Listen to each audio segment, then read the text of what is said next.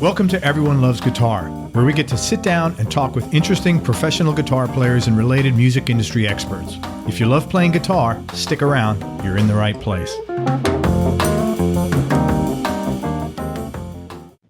Hey everybody, this is Craig Garber from Everyone Loves Guitar. And man, I've got just a treat of a guest with us today. Not only has he had a tremendously successful career as a player, as a writer, as an artist, and a producer, he's just one of the most soulful cats you'll ever run around and get the chance to meet and talk to. Just incredibly successful guy, and he knows how to write great hooks. I'm with the one and only Ricky Hirsch. Most people will know him from Wet Willie. He began his career in '69, again, as one of the founding members of the blues and soul rock bands Wet Willie out of Mobile, Alabama. He was one of the co-writers of the band's best-known hit, which is Keep On Smilin', and that reached number 10 on the Billboard Hot 100 in 1974. And this was the first of 3 top 40 singles in their biggest hit, and the song also charted in Canada as well. In 1970, and if you've never seen Wet Willie, just go do a search on YouTube, man. What a great, happy, fun, just great melodies band, and you won't find a better team of guys playing together. And Jimmy Hall is, for a guy that young to be commanding audiences the way he did, that was really fascinating to watch that. I don't know where he got that presence at such a young age, but that is rare. That's a gift. Always has been. Incredible. In 1977, Ricky moved out to L.A. after being asked by Gregg Allman Cher to assume the guitar chair in the Gregg and Cher band, and then with Gregg's own band, recording and touring with both groups. Ricky made the decision, that is, to make L.A. home for the next 30-plus years, where he networked himself in the music industry, touring and recording with several artists, including Joan Armatrading, Bonnie Bramlett, Billy and the Beaters, and Billy and the Beaters eventually became the house band for ABC late-night talk show called Into the Night. In 1987, he put together a small recording studio in West Hollywood where the focus was really just on writing and producing his own music, and eventually word got out in the music of other artists he began to produce as well. During the next several years, Ricky licensed his music for use in various mixed-genre film and television products, including The Lisa Gibbons Show, various things on NBC, ABC, and ESPN Sports, and he also had cuts recorded by Bonnie Raitt, Alabama, Tina Turner, and others. He's performed as a guitarist with several notable artists, including Bonnie Bramlett, Merle Haggard, Henry Mancini, and Mel Torme. While still maintaining his Los Angeles residence, in 2004, he fulfilled a lifetime dream by moving back to Mobile, where he opened yet another small recording studio called Studio H2O, which has won awards for the best local recording studio for 3 subsequent years in a row from 2015, 16, and 17, and where he's just had tons of artists, both locally and internationally, show up and record, and he's produced them. Did I mess something up there? No. Oh, okay. Including artists like Eric Erdman, Ryan Balthrop, Lisa Zangi, Paw Paw's Medicine Cabinet, Tom Riepel from Munich, Huey Lewis, Serious Plan from France, the Hussey Hicks from Australia, Beverly Joe Scott from Belgium, Ingrid Marie Feltz, that's a really sexy name, isn't it? And many others. You should see the girl. Ingrid Marie Feltz. God, that's a sexy name. I'm sorry, Ingrid. But it's a sexy name. He co-produced several Live from Avalon shows with Cat Certain and Alabama Public Television. He was recently inducted, along with fellow members of Wet Willie, into the Georgia Music Hall of Fame and the Alabama Music Hall of Fame, recognitions for which he's humbled and well-deserved, I must say. And he's currently playing live shows with Molly Thomas and the Rare Birds for the last 3 years. He's recording and producing a new CD with them now. He also enjoys playing an occasional show with Wet Willie, and he's forever grateful to the fans who've kept their name alive. And this year upcoming 2019 being the 50th anniversary of Wet Willie. Congratulations for surviving, Ricky. Well, thank you so much. I'll tell you, I don't know how it happened. All 5 of the original members of Wet Willie are actually well-functioning and well-functioning musicians, and are standing on the right side of the grass, which is really unusual. You know, you don't find that in bands from that era. No, very, very often. There was so much. I'm very partying. thankful for that. I can't tell you how. That one particular thought just is like hard to believe for me, that we'd all still be here, and knock on wood. Let me ask you a question about that. What is that like? So like if you work at a company with a bunch of guys for 7 or 8 years, and then you all leave and go live your lives, you're not likely to know each other or to even have contact 30, 40 years later, let alone 50 years later. But in a band, it's a totally different situation. You're not working together. You're living together. You're creating together. You're being vulnerable together. You're eating together. You're up all night. You're partying together. You're going through the highs and lows, probably closer than any kind of relationships you might have because of the proximity. What is it like now in years later, relationship wise, with bands? Like, do you talk to all the guys, or?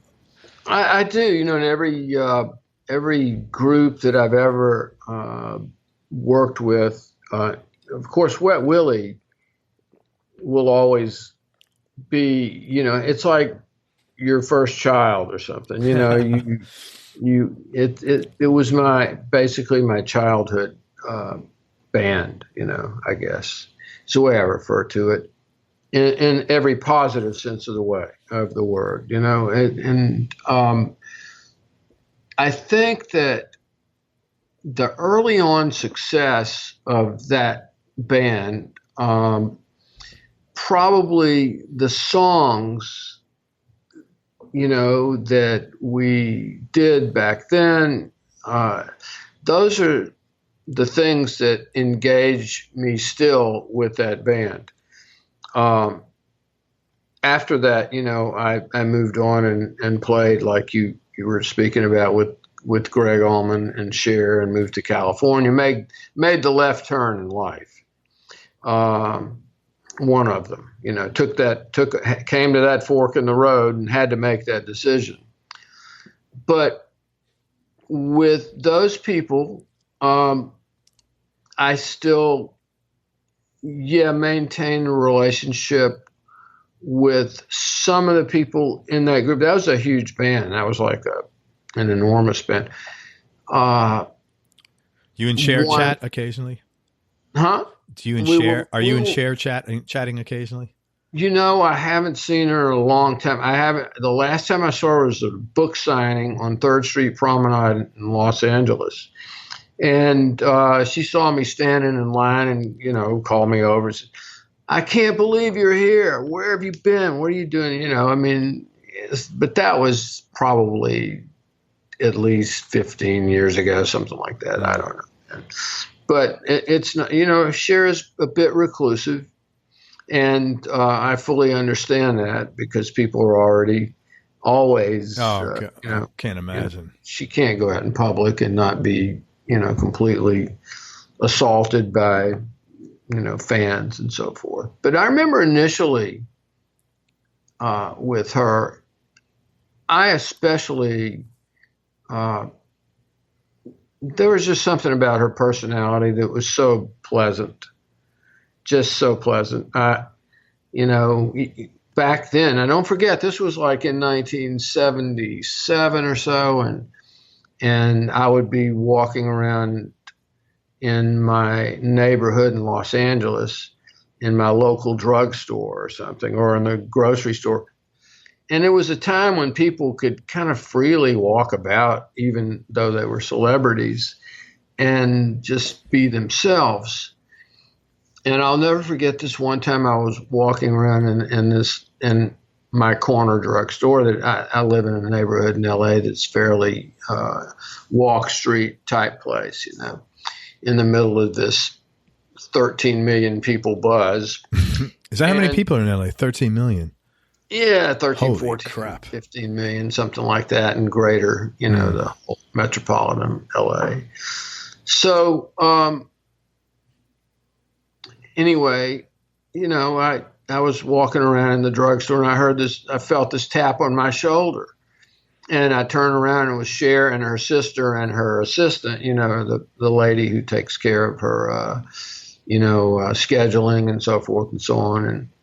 And when I walked in that story, and I was pretty much dressed like you see me today, and I just jeans and a t-shirt. Sure. And certainly,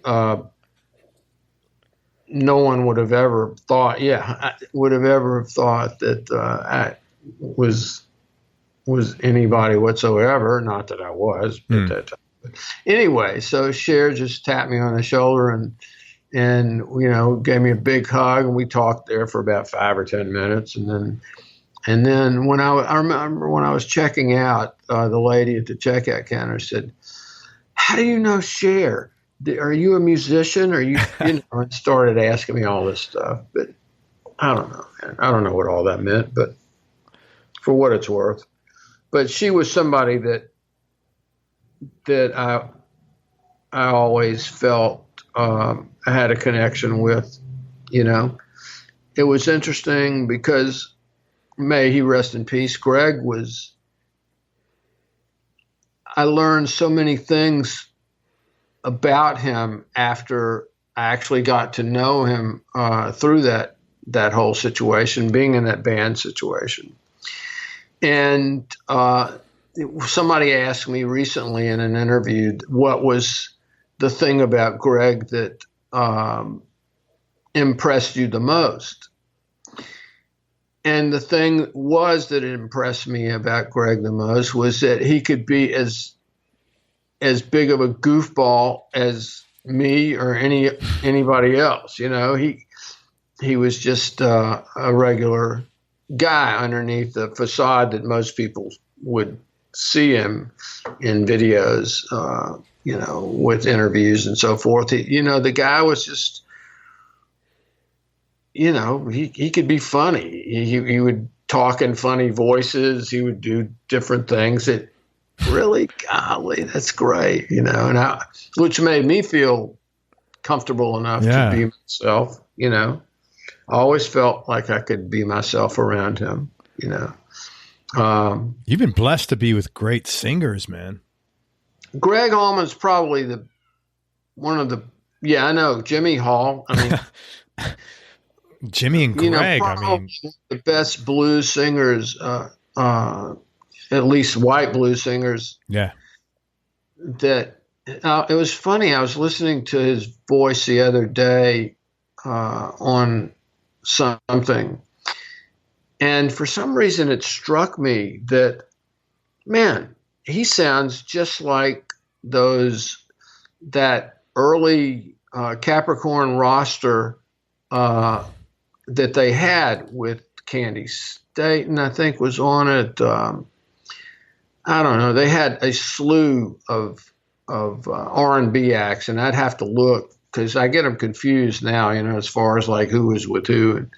But there was an enormous roster of recording artists back then. And Jimmy, it's only today that I realize how much he identified vocally with them, not necessarily purposely, but it wasn't like he was trying to copy them or anything.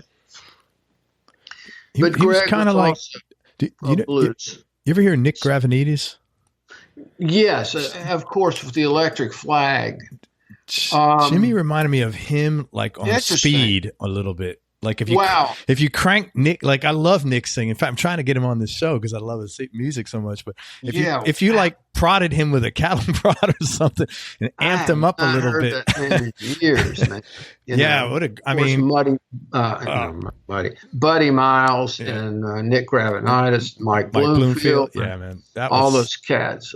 I think Al Cooper was part of the Electric Flag. Yes, he was. Remember, he was. But in fact, here's an interesting little factoid. The very first time that Wet Willie got together to play, all right, so I got this phone call after I'd graduated from school. I'd come back to Alabama to graduate from high school or college? College. Okay. Had my degree in science. Science, yeah. And anyway, so I was filling in at my father's company down there, and all of a sudden I got this phone call. Of course, I was jamming around town here and there, And I got this phone call one day from a guy, and he introduced himself. He said, "My name's Louis Ross. I'm a drummer.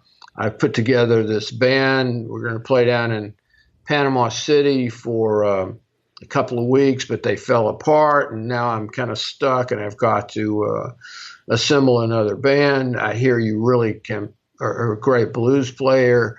So we went out. He said, "Come out Saturday. We're going to rehearse at John Anthony, the keyboard player for Wet Willie, the original keyboard player."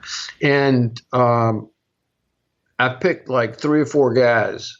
And would you be willing to do this if you come in and it feels right and so forth? And I said, "Yeah, I've got to talk to my father first. I don't want to just leave him in a lurch, but yeah, I'll see, So I carried my guitar out there without a case. I didn't have a case, and I think I had a string or a rope or something for a guitar strap. It was, it was. What guitar? What guitar was it? Your Strat? It was a music. I want to say a Music Man or Music Master. It was a guitar that a good friend of mine sold me in Tuscaloosa when I was going to school out there. A guy named Tippy Armstrong, who's deceased, but he was a Muscle Shoals player. And one of my greatest influences on guitar at a certain level, I would go out and watch. Anyway, so got to this rehearsal, and of course I came walking up, and I was the graduate, man, at this point, Craig. I was like, Dustin Hoffman. I mean, I was that guy, okay, at that point. Typical 60s college graduate. So anyway, I came walking up, and of course, the guys, and they didn't know what to expect. Here's this clean-cut looking kid with the, swept over hair, the John Kennedy, whatever, all that crap, So, of course, the Jewish version of John Kennedy, I should say. But so we went in, and we were talking about Nick Gravenitis a couple of minutes ago, and the Electric Flag. So they said, well, we were talking about what song we were going to try to play, or songs, and somebody said, "Do you know that song Texas that Buddy Miles wrote off of Electric Flag?" I said, "Yeah, I know that song." And I really did. I knew it like Bloomfield lick for lick, And so Lewis kicked it off with that thing. There was a Tom Phil, doom, doom, doom, bang, right into that first chord change. Go back and revisit it. You'll hear it. I'm gonna write it. But it immediately, it was like, bam, electricity, Like right from the first downbeat. Right from the first downbeat, exactly. That's awesome, man. Excuse me. And anyway, so Jimmy just jumped on that first line. "I just got back from Texas, baby." And I looked up, I said, "Man, where is this cat from?" And I'd already, I won't get into it because I'll start rambling as if I'm not doing that already. But no, man, you're totally cool. Well, I mean, it's like, man, all this stuff conjures up these memories. I had actually met Jimmy when he was 10 years old, and this was probably 10 years later, when all that happened. But Jimmy, I had met him. He remembered? Did he remember that? No, I don't think he remembered it. His brother Jack, the bass player, had, and I didn't know any of them at the time, but I was playing like skating rinks with a little band around Mobile at 10. No. I was 15 or 16, I guess, something like that. Yeah, probably the span of difference later was probably less than 10 years, I guess. So anyway, yeah, somebody said, yeah, we know this guy's got a Hofner bass, man. And I said, oh, really?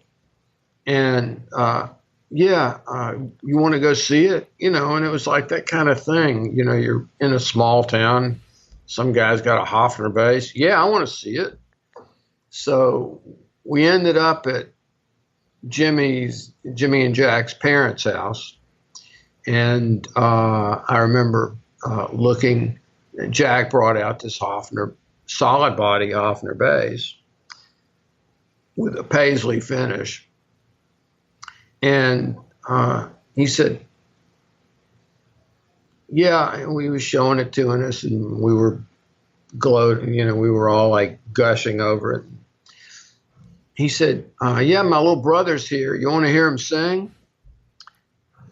So we said, sure, bring him on out. You know, so Jimmy comes out in Bermuda shorts and a T-shirt, and he's like this tall, you know. And he sings some Otis Redding song. I really don't remember which tune it was, but I just remember hearing this little boy singing with this bluesed out voice that just like, yeah, okay, you know. And then, of course, a coincidence later, many years later, you know, when we ended up in that room, that prophetic room together. How weird is that though, man? I always like, you wonder how stuff like that happens. Well, you know, I guess, you know, if you're into the meant to be league, you know, then I guess that's one of those moments where you figure. But yeah, great singer, and again, Gregg was probably one of the most amazing blues singers there ever was. White blues singers, I should say. But his influences, Jimmy's influences, my influences were much the same in terms of who we listened to. I mean, Elmore James was like probably the definitive blues singer, and probably still is for me today. When talking about blues vocalists, and Muddy Waters, I guess, you know, there's a slew of them. You know, I'm not going to go down the stereotypical list, but Elmore James is the most intense singer. He and Howlin' Wolf, I guess, you know, from in that genre that we were all influenced by those cats, man. You know, same people that all those English bands were influenced by, you know.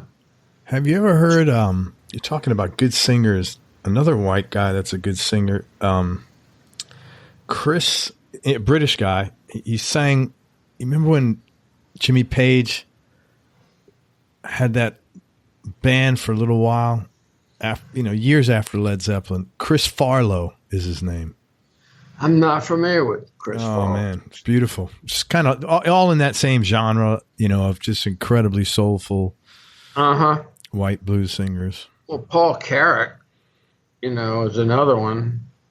I don't know if you could call him a blues singer. He's more of a pop. You know, Ace.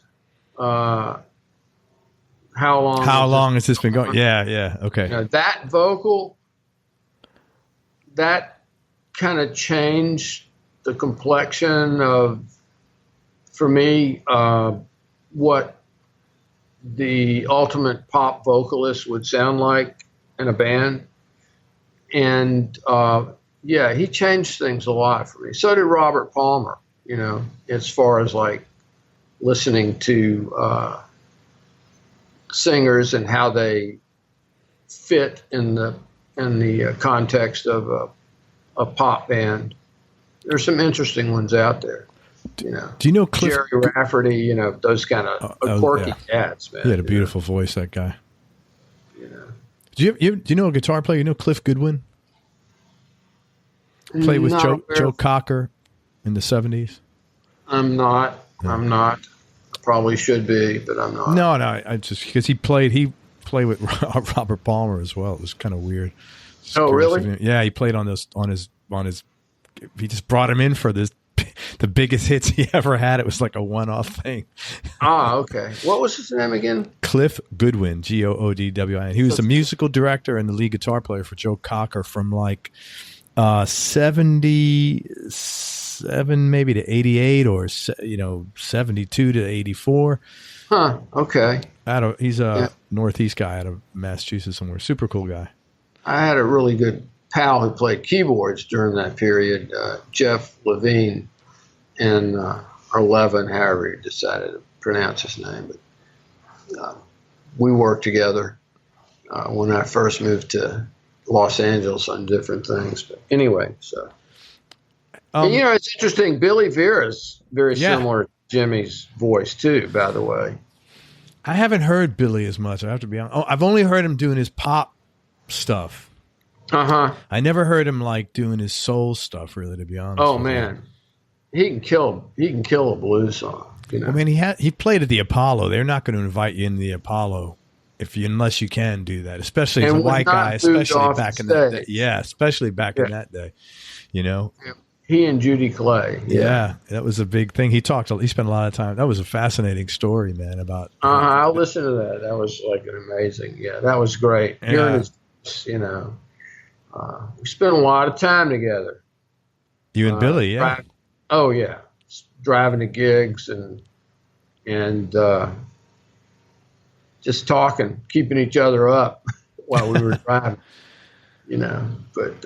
Well, he was like you. He was like, I'm assuming that he never partook in any drugs, never partied or anything. No, he was perfectly. I mean, I got to assume that at some point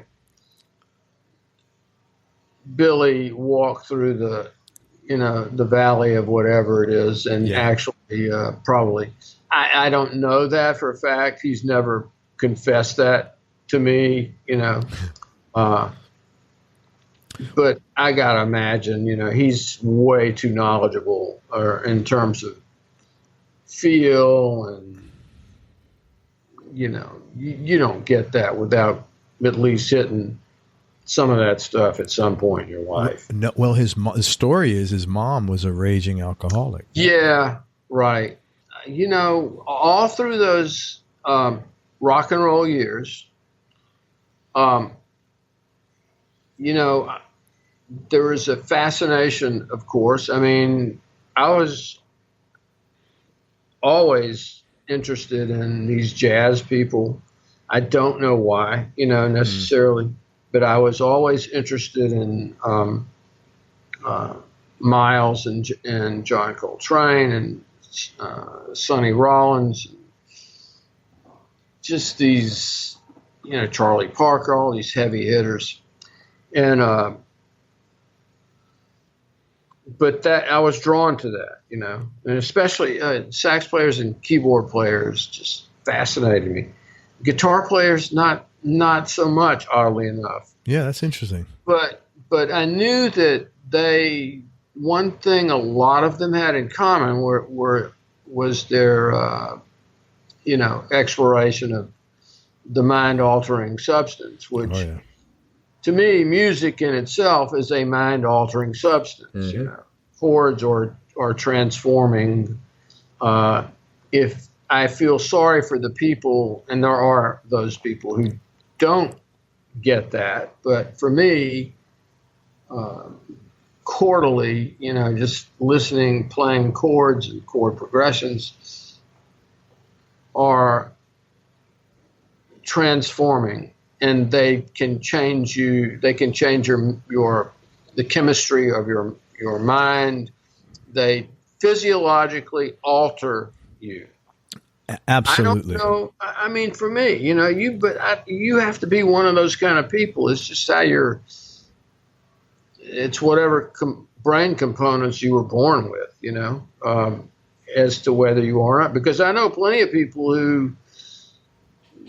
Music for them is Les Miserables, or just this. I mean, which is fine. There's or house music, or yeah, was it EDO?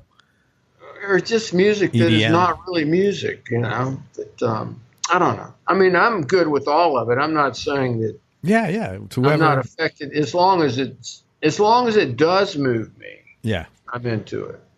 As long as it does push me in some direction. Whether it's down or up. That hopefully Vera song that he just came out. I'm so happy. That rip off of Fingertips Part 2 that Stevie Wonder did back. I don't know if you're familiar with that song. I don't know the original. No. A-B those songs, okay? Fingertips and the new Pharrell. Huh? Yeah. Fingertips. Hey, let me ask you a question about Wet Willie. Well, you guys, you kind of had like a very unique style of music, and it was like, I felt in listening to your music, it was good times, blues based rock and roll with a southern twist, but I felt it was very regionally influenced. Like when I listen to you guys, I hear Alabama, I hear New Orleans. And I was curious, is that just a natural sound, or is that something you guys worked on? Or I know it wasn't canned, like, hey, let's get this sound, but was that something that evolved, or was that boom, that's right away? Because it's not like a blues band. It's not a southern rock. You got a lot of stuff going on there.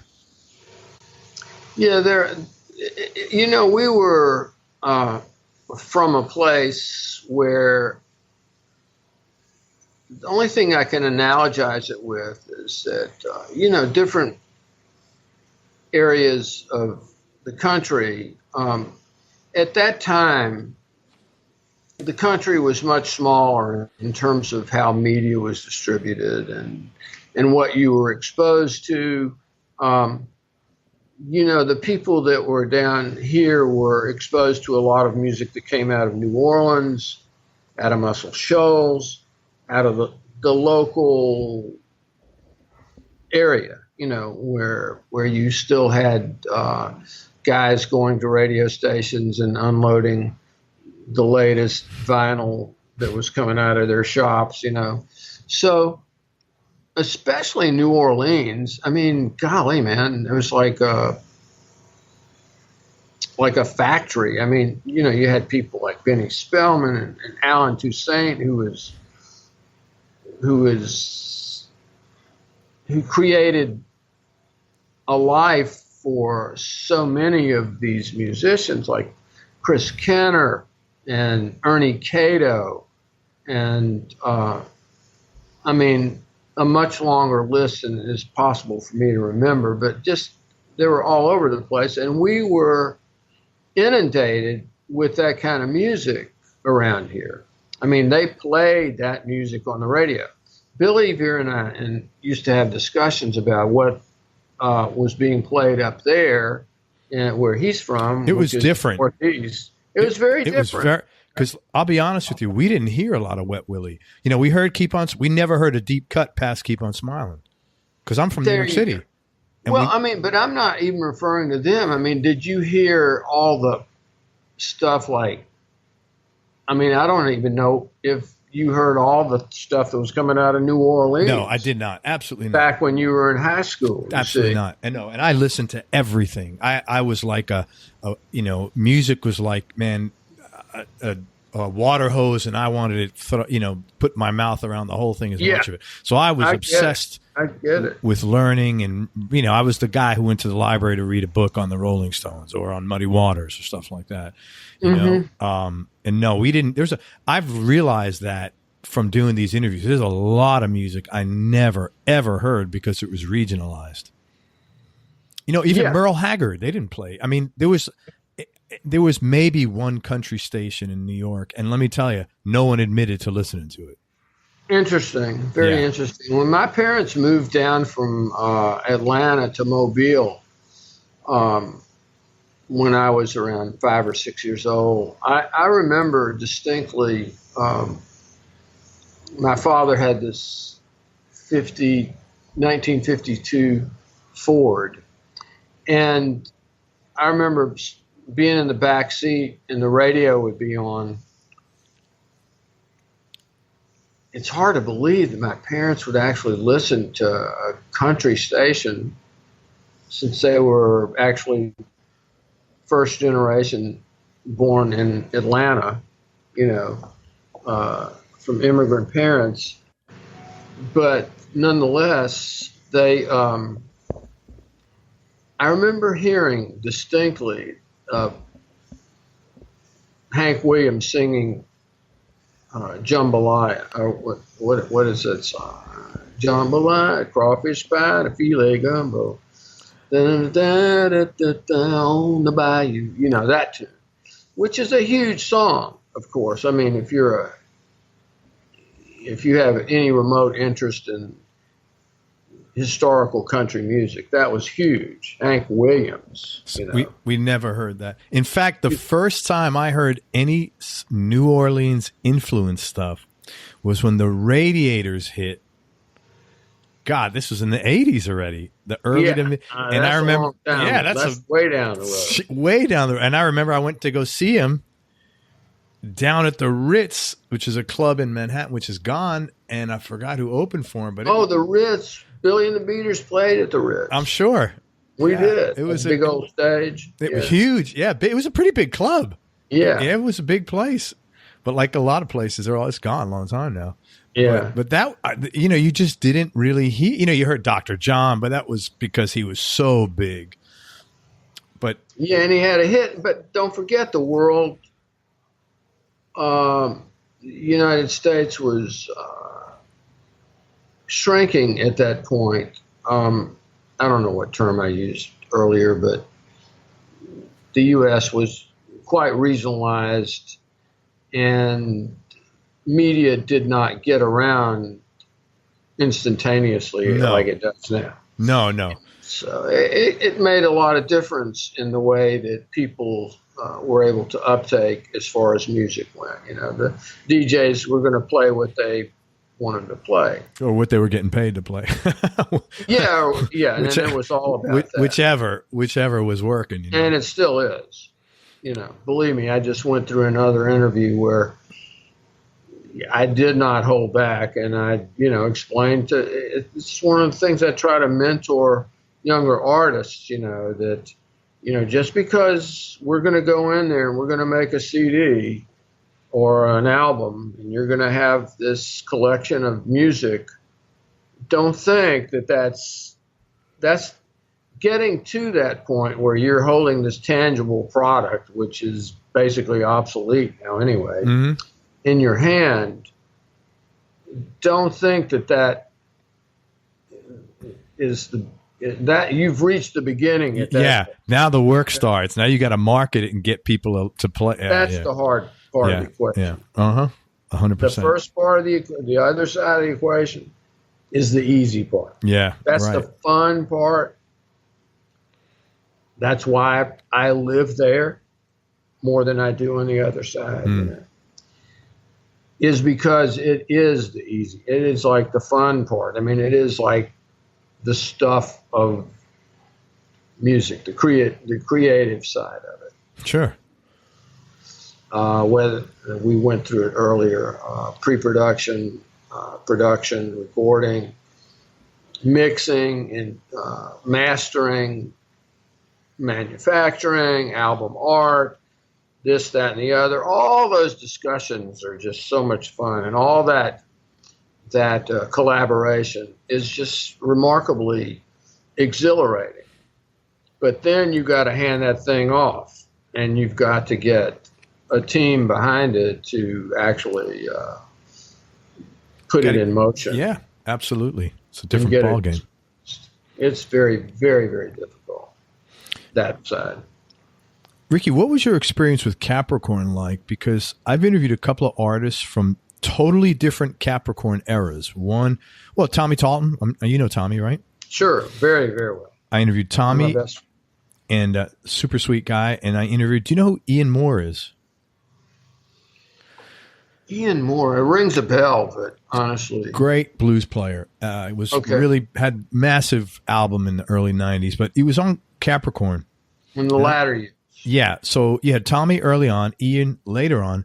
Both of these guys were artists that there's no reason why their career didn't just, why they weren't headlining shows all over the world. I mean, they had the talent, the support, endorsements from all the right people. They played with all the right people, right? But in both of their cases, the label Capricorn really screwed them up. So I was curious, what was your experience like with them, and how did they treat you? Or was it something similar? Or it was certainly back then. Record companies they had a different. I don't know if you've ever watched this HBO show that was out like for a half a minute called Vinyl.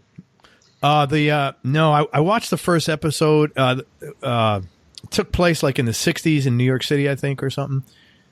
Yeah, it was pretty much like Atlantic Records, okay? And that had to be the template for that show, because it really was exactly like that, okay? So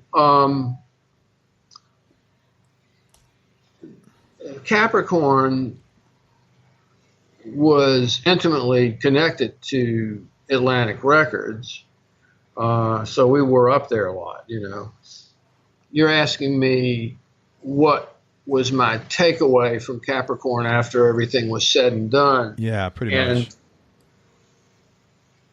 And this is it.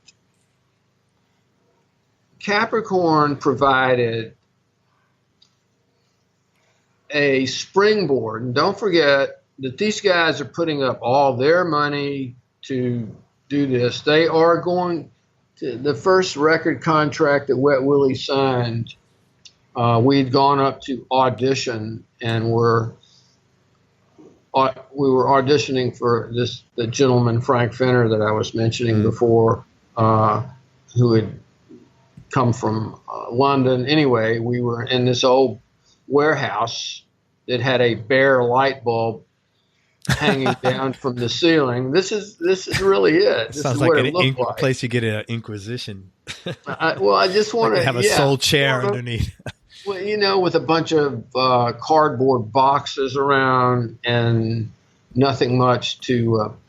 So it's just him sitting there on one of those boxes, and us with our amps, and the most grungy, not glamorous thing you can imagine. Boy, if I could create a scene, if I could recreate that scene and have somebody film it, it would be very interesting to witness. But anyway, we played. This is in Macon.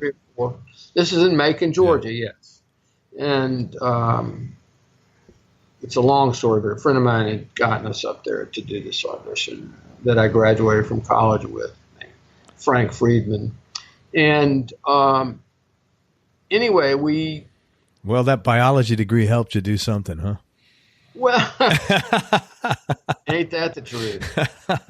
Yeah, my parents really loved it too. After like spending all that bread to yeah, biology. They're thinking you're going to be pre-med, man. Yeah, double major biology, chemistry, and then he's going to become a rock musician. No, where'd you go to school? That would keep me up at night. I went to University of Alabama, Roll Tide. There you go, bro. When Joe Namath and Bear Bryant were there. I remember that. I remember watching Bear Bryant coaching on the sidelines. It was large, and I didn't give two craps about any of that stuff at that point. Anyway, so here we are in this audition of sorts, and Frank immediately, just after the audition, said, in his eloquent, to us, very exotic South African accent, fine, come in the morning, come in Monday morning, we'll sign the papers, we'll be done, we'll be on our way. Like that, and I'm just like, oh my God, really? Wow, and we were novices, we didn't know anything, we were completely naive to all of it. But that's what that's what we did. We went in. We didn't have a lawyer, and I'm sure there was probably a clause like there is today in most music contracts that the only paragraph in the contract that's in all caps is the one that says the artist fully agrees to share a common lawyer with the record company. Yeah, right. You know, a guy told me about this the other day. Mm-hmm. It's probably someone you know. I'll tell you afterwards. And he said, I'm coming out of the business world, so I'm not pretending to know this, but he said to me, what do you think of this situation? Because I thought we should have our own lawyer, but this person that was advising us says, no, that's crazy. You have the record company pay for the lawyer, and it's their lawyer. I'm like, yeah, slight conflict of interest. Yeah, I'm like, if they're cutting the check, who do you think is? They're not representing you. Yeah, right. Nobody's defending on your behalf. Yeah, but we were like in our 20s. Of course, we're completely naive to the whole. Yeah, you don't even know what conflict of interest means at that point. Exactly. I mean, you don't know what that means. You know, what's a conflict of interest? What does that mean? They're paying for it. It's great. We don't have money for lawyers. This is awesome. I can't believe that they're so nice. They're paying for my attorney. yeah, you know. Of course. But it's so predatory. My God, I cannot believe. I don't know how that's legal. Well, statutorily, I think that if that clause is in there and you initial it, that it makes it legal. Yeah, but that's a unilateral contract. That's a one-sided. Yes, it is. But nonetheless, you're agreed to it. If you agree to it, yeah, it's very. That's crazy, man. He was telling me, I was like, "No, you're not serious, are you?" Okay, so we were talking about how it's just crazy that the label provided. The label, you paid for meaning the artist paid for the lawyer out of an advance that the record company gave. But the simple fact that the record company's cutting the check, boom, we all know who's the lawyer's working for. And then recoupable check, by the way. A recoupable. Yeah, that the artist came and paid for that. The players got to pay it back for. It was in advance. They were just loaning you the money. Credit, cash, debit account, receivable. Real simple. You know, right? But you were starting to say, and it is true. You try to keep in mind that without these guys, if you could take over from there. Yeah. So yes, there was it started with me telling you about a clause, and if this was a video, I would go and get out of my files a contract or two or three or four that actually have that clause in there that says in all caps, and it's the only clause in the contract that is in all caps. Well, they're covering their asses. They can't say they didn't tell you about it. Yeah, totally. But I mean, isn't that odd in itself? And that's in bold print, and everything else is in, you know. Man, you might as well circle it with a red, marker. No, I mean, that is like the sore thumb. Right. Okay. So what that clause says is the artist agrees to that they will share a common lawyer with the record label, and that they do have the option, if they want to seek legal counsel elsewhere. But of course, at 20-something years old, no artist ever. Yeah. What are you going to say? Hey, let's put this on hold. Anyway, let's put this on hold for 2 weeks. I need to go get an attorney to review it. That ain't going to happen. Yeah. That's not a conversation anyone's going to have. And they're not going to read the contract to begin with at that age. They're just not going to like look at it. There's just going to be and even if they are, they have no frame of reference. What are they comparing it to? It's like going to a foreign country and speaking a foreign language or eating a food you never have. What is your frame of reference to say, is this right? Is it wrong? Is it good? Is it bad? I'll tell you this, Craig. At the end of the term of that contract, you do have a frame of reference at that point. And that's where, there's a sticky wick involved. Okay. But anyway, but hold on 1 second. That being said, here's my takeaway from that. A lot of people did get screwed back in those days. It was notorious, but it didn't start with Capricorn. It didn't start with Atlantic. I mean, it was notorious in the record industry, and it's just how it developed. Look at Chess Records, probably the most notorious company. Chess Records, for the younger people in your audience, was a company that had people like Chuck Berry and a slew of other R&B artists. Bo Diddley, I think, was on there. Bo Diddley, yeah. All these cats that, they would buy them a Cadillac or something, that was, and they were making millions off of these people, off the backs of these cats. So it wasn't just the label Capricorn that did this. All of them did it. Here's the thing.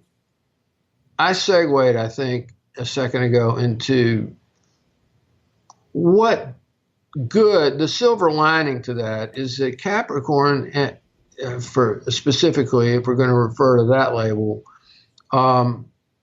did provide a platform for so many artists like Gregg Allman, like all the guys in the Allman Brothers, to springboard from, like you had mentioned, Tommy Talton and Scott Boyer and the group Cowboy, Wet Willie.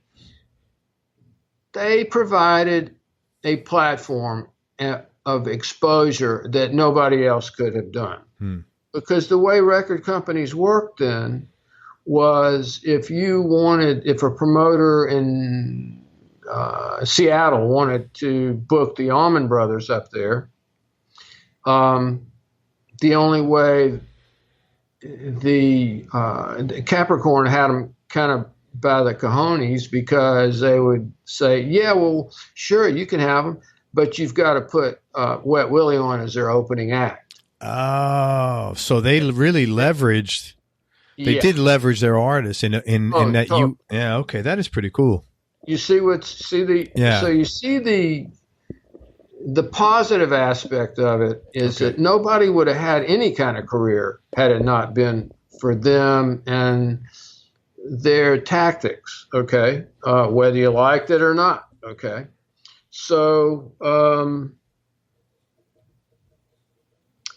that in itself, to me, is something you have to consider when people start bashing the record companies and how much they soaked the artists for, There would have been no, you never heard of Fats Domino, if he hadn't gotten into that. And of course, Fats, eventually, came and got into another record company. Somebody at that point had put a bug in his ear and said, hey, look, you could make this, you could make that. And the same thing happened with Wet Willie, and ultimately you get into a fair situation, Where did you guys go from Capricorn, and how long did you have to wait? After it split up, after I left and went to California, it turned out good. There was some consternation. There was some ill will, I guess, when I had to say, look, I'm getting ready. I've been offered a gig with Gregg and Cher. They're doing this album. They've asked me to move out, and it took a minute for me to get. What made you do that? That's a pretty ballsy. Yeah, it did take a lot of courage to do that. It's not an easy to leave something that's comfortable, to leave your routine, to go to the other side of the country, for the unknown. A lot of things I considered. One was, of course, my age at that point. I wanted to, I knew that I really enjoyed California. I like California a lot when we had been out there. I considered the fact that Wet Willie was on its, I guess, 7th or 8th studio album named Wetter the Better. And we thought that even though we had a top 40 chart song out of that, we still didn't. I thought that it was going to really, we all thought that album was going to really move the band along and further into further success than it did. And it was disappointing when it did, and it just kind of stagnated. And the band became, I think, disillusioned at that point, and I feel there was a lot of that going on. One guy, for instance, wanted to play nothing but heavy metal rock. I was into progressive soul. Like, my influences were Curtis Mayfield and Marvin Gaye and people like that. And Jimmy and Jack were into playing Southern rock. Lewis could have cared less, whatever. He was a drummer. He was going to play it all, you know. So anyway, so I considered all that, you know, that there were these conflicts in the band with regard to the songs that were being brought in, and eventually, you know, I went to my father, who was my source he was my guru when it came to questions like these enormous life questions that you have to. And I said, you know, I really am kind of stuck here. I'm not sure what I need to be doing.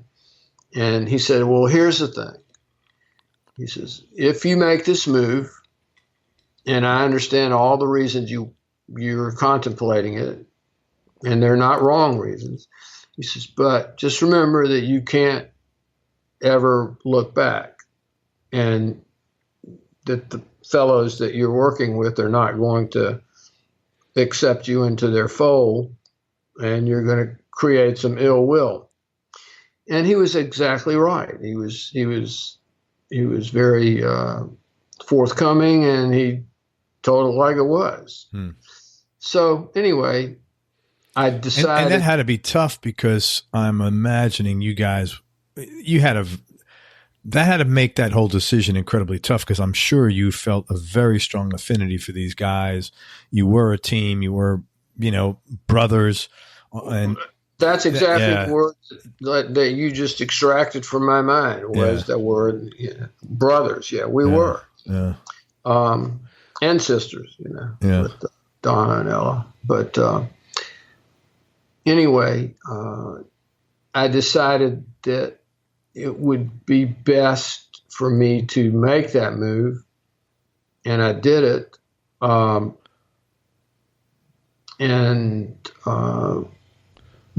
There were some, like I said, there were some ill feelings. There probably still are some thoughts about it today at this age, at this ridiculous age. There shouldn't be any ill will about anything at this point. That's just like messing yourself up. It's part of you that never grows up. I mean, there's, you know, you're always a child inside. I don't care who you are. You're well, I don't know, maybe some people aren't, but you never lose any of that stuff in life, hopefully. So anyway, I did make the move, and the thing is it was good. There was a silver lining to it, because then Epic came along, and they reformed. Wet Willie reformed. Excuse me, and they had a loaded songwriter. And they're not in the loaded sense of being high all the time, but a guy that had a lot of songs is what we used to call a loaded songwriter back then. and named Mike Duke. And they kind of went off on this very poppy tangent. Epic came along and bought them out of their Capricorn, any ties with Capricorn. Oh my God. So that was, you had like, how many years was that Capricorn contract for? It was like a 10-year contract or something? No, it was 5 years with a 5-year option. I've forgotten how they used to write them back then, Craig, tell you the truth. So they upped the 5-year option. Yeah. But at that point, we did have a right to consult an attorney to renegotiate the contract. So I hired this guy from New York named Krasilovsky, who wrote that book, The Business of Music. Oh, that's a good guy. It's cost you a lot, but you got a return on that investment, I'm sure. Well, it was interesting. He was interested in Southern music and Capricorn. It just so happened coincidentally that like that was something that he was kind of fascinated with. Yeah. And he came down. He was this very suave cat, that was, the hairdresser and a New York lawyer, the guy that's, with the entertainment attorney, But he renegotiated it, and we made some changes in the split between the publishing and the writers and so on. Which they had all of our publishing. They had none of our writers. So anyway, Bill, I think Krasilovsky was the guy's name. And about halfway through that term of the contract, I guess a couple of years later, I decided to make the move and get lost at the end of 1976. And was there any legal ramifications for you, like opting, like just walking away from that? Did you have any like?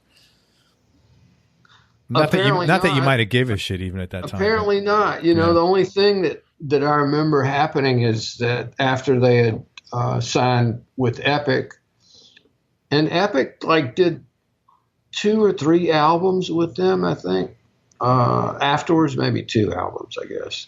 Which One's Willie and Mannerisms was the first one, I think. So, but they were, it was a great deal for them. It actually worked out better for them than it did for me, because here I was walking off into California with,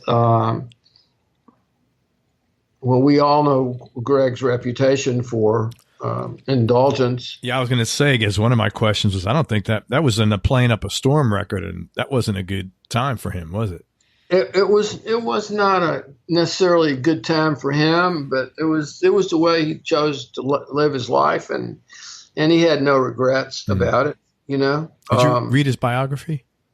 I did. He sent me an autographed copy. That's so cool. Wasn't that was tremendous. I thought it was a phenomenal book, man. It was well put together. I thought that the co-writer, or the guy who, I don't know what you call that ghostwriter or whatever, whoever. Yeah. Co-writer.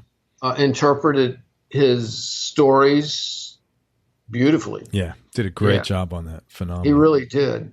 But anyway, I got out there, and boy, I tell people will ask me, where were you born? Where'd you grow up? Blah, blah, blah. My stock answer, well, I was born in Atlanta. I was raised in Mobile, but I grew up in LA. Oh, you got schooled real quick there? I got schooled real quick there. Well, give me some examples. Well, LA at that point, mid-70s, flooded with musicians, flooded with bands, flooded with guitar players, it was Music City. And so I was thrust into the midst of, I didn't really know that well the guys that I was playing with. It was Neil Larson. I knew Bill Stewart, of course. He was the drummer who was also from Capricorn. He was on Cowboy. with Cowboy, and he was their drummer. He was the Capricorn rhythm section drummer. But the other cats I didn't know. They were from other areas. One was from California, 2 were from New York. The horn players, I'd never met them before. Mostly it was Neil Larson's band Full Moon, a few of those guys. So anyway. Was it weird for you to be a sideman all of a sudden after being like a vital? That's a very interesting point. It was kind of, in a way, yeah, I guess it was. It didn't dawn on me though. It really didn't. I didn't really think about it like that. I was just a musician, right? And still a naive one at that point. But the offer that they gave me was really significant, and they promised me a retainer. They said, we want you to participate as the guitar chair in our recording band and our touring band. We are going to give you X amount of dollars a week for as a retainer. If you will move out to LA, and we will set you up in an apartment and so forth and so on. So overall, it looked pretty sweet, Unfortunately, it fell apart after about a year because Gregg and Cher, of course, were Splitsvilles. But was anybody surprised, like, really, when that happened? When you get two big celebrities? No. I mean, no. I could tell you, and I will tell you stories. I don't mind telling you what happened. When I initially got there, he confided me in many ways, because I guess we were both from the South. We both had the same background. But he said, what was one of the things? Oh, yeah, I remember one incident. His brother, of course, and his bass player, Barry Oakley, both perished in motorcycle accidents where Gregg had this enormous custom-built Harley out there. And Cher said, it's either me or that Harley. One of us has got to go, is going. And so Gregg came to me and he said, look, my old lady wants me to get rid of this bike, and, can I keep it in your garage? And will you do me a favor and just drive it sometime for me, so I said, man, yeah, it's okay. What was I going to say? No, you can't do that. So he did. And I would take it out for a spin occasionally just to keep the fluids going. Sure. And I'll never forget one time I drove it down this hill, and at the bottom of the hill there was a sandy patch. Oh no! Where all this rain had washed this muck down there, and that motorcycle just spun out from under me. Yeah, I mean, I am so lucky. I was going to say, yeah, you're lucky you didn't get wiped out. I landed on my feet. Oh, I landed on my feet, and I just, started walking. Anyway, so it didn't damage the motorcycle either. I think it had those high rails that they were doing back then and all that. So I've forgotten what you call it, but it bent one of them slightly, but that was it, because obviously I wasn't going like 90 miles an hour downhill. Yeah. Anyway. On Gregg's expensive bike. Yeah, right. Carried out on painted custom paint and all that stuff. So, but those kind of things would happen intermittently and until it just reached a point where they couldn't keep it up, they couldn't hang on to the marriage, and they had the child, Elijah, glue. And of course, I think he's fully grown adult now and has had his own bands and so forth. Chastity was Sonny and Cher's child, a girl. And of course, she went her way, which I don't know if you know her story or not. Yeah, she's like trans. She's a guy now, right? Yeah. Transgender. Yeah. And she actually lives on the same street that I live on in Los Angeles, where my house is. Oh, that's wild. That's crazy, man. Yeah. Like, what's the chances of that? You know, I know. Does Billy live near you out in LA? Pretty close. She lives about 2 or 3 miles south of me. You need to get that guy out of the house, man. You know what he told me his hobby is? What's that? Watching soap operas. You need to get him out of the house, man. Yeah, he has always been into that. You know? Yeah. And it has been fodder for a lot of his shtick on stage. You know, that's what he will tell about, you know, the latest episode of Days of Our Lives or whatever. You know? He was big time into that. And the Beaters, as a result, got a lot of work from that stuff, because they would come to see us play at all these, you know, the Beaters, Billy and the Beaters were like the LA darlings for people, like industry people. Yeah. For some reason. I don't know why, but we were, you know, and we ended up in a bunch of movies and TV things because of that, you know. So, man, that was part of my growth as well.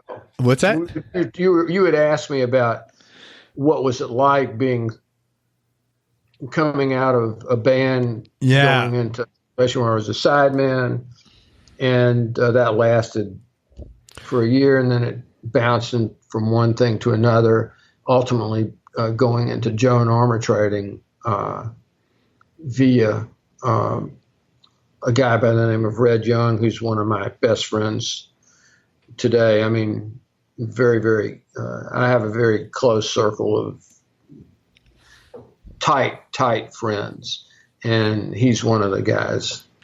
And we had done a session together, and we had only met through the headsets initially. You know, he heard me play, I heard him play. And, but he was the MD for Joan Armatrading at the time, and he pegged me for a gig. She needed a guitar player for a tour that started in, I think, 79 or something like that. That was my favorite musical collaboration of all, in terms of playing with people that I completely was just, this is what it's really about. Really? Even more than Wet Willie? Oh yeah, for sure. Musically. Wow. What was there? Were they all, was it more jazz cats, or was because we were into that? Or they were jazz cats. I was way out of my league, you know, in terms of like who I was playing with. But they dug my, I don't know, I brought some kind of soul to it, I guess, that they dug. And Joan loved it, the chemistry, you know, of the backwash of what was behind her. So we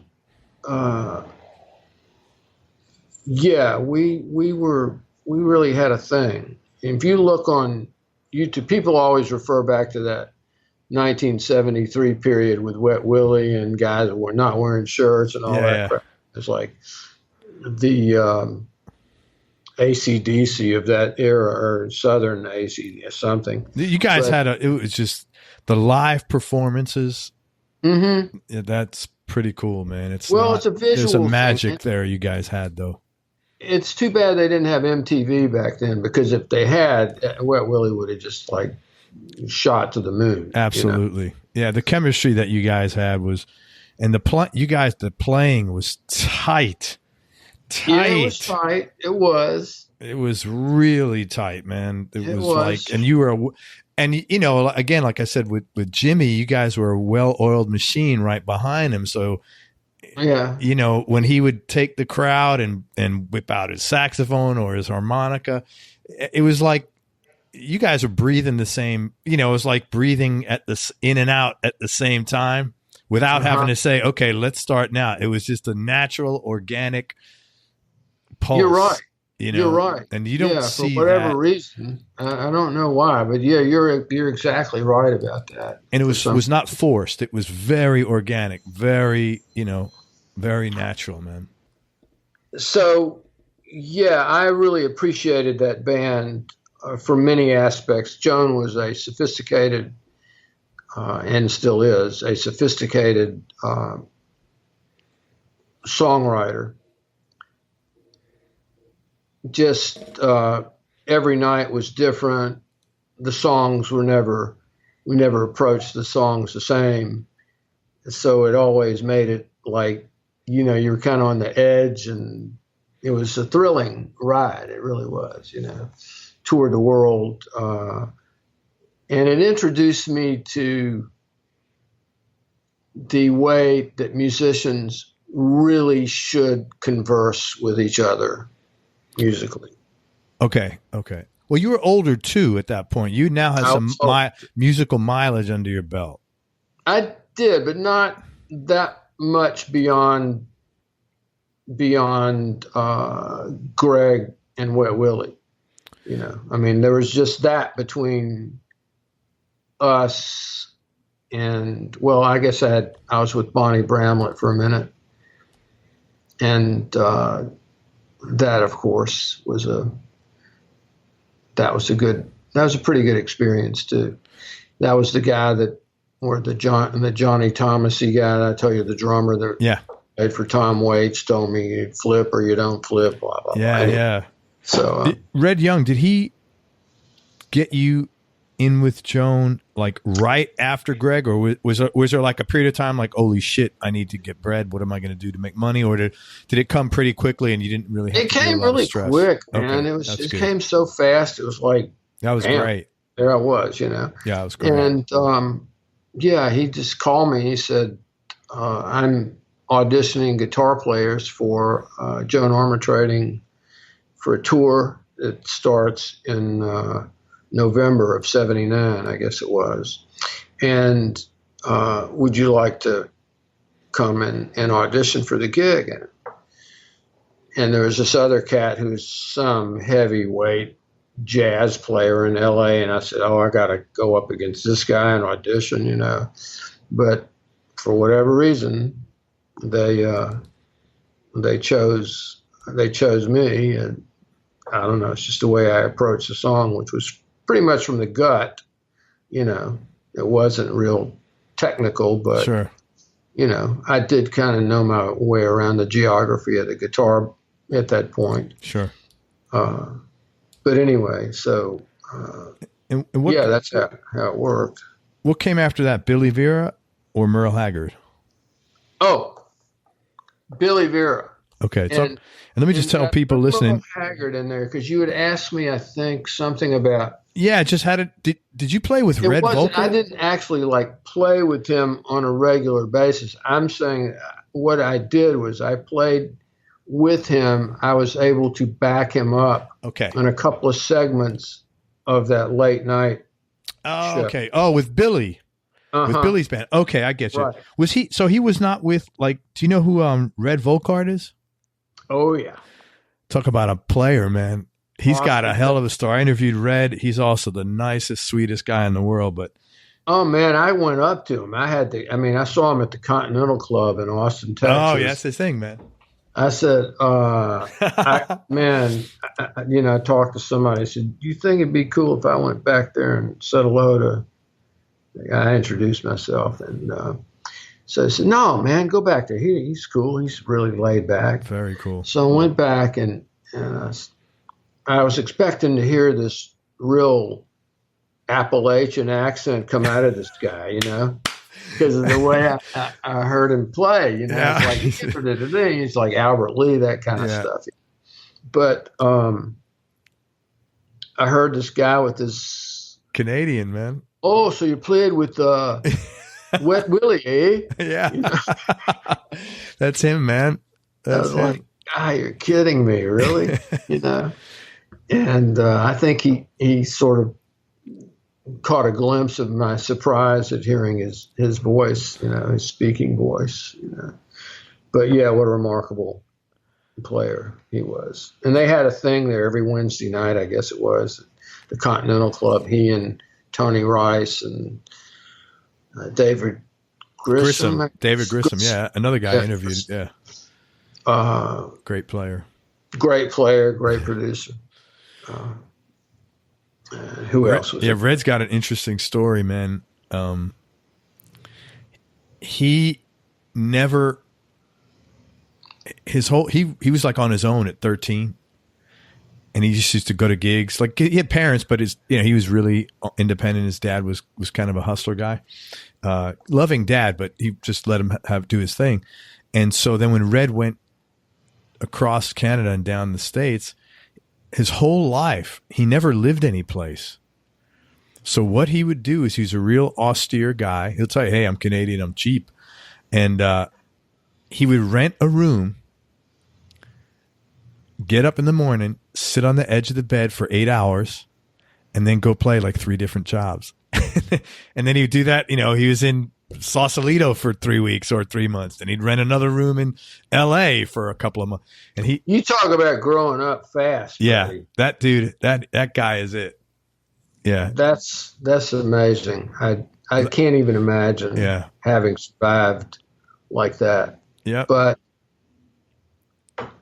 he got, you know what? Now he's married, got a nice gal. He's got a big spread. He's got like a farm. He's got chickens, goats. Mm-hmm. He's really content, man. And it was a real nice ending to this, kind of hard life living, not like drugs or anything, but just, voluntarily, just all about playing guitar. And he's got a nice thing now. I was really happy. But you had to relate to that, especially given the age things that, he went at the same time you did. Absolutely. Totally. Man. Absolutely. You had to have some bread.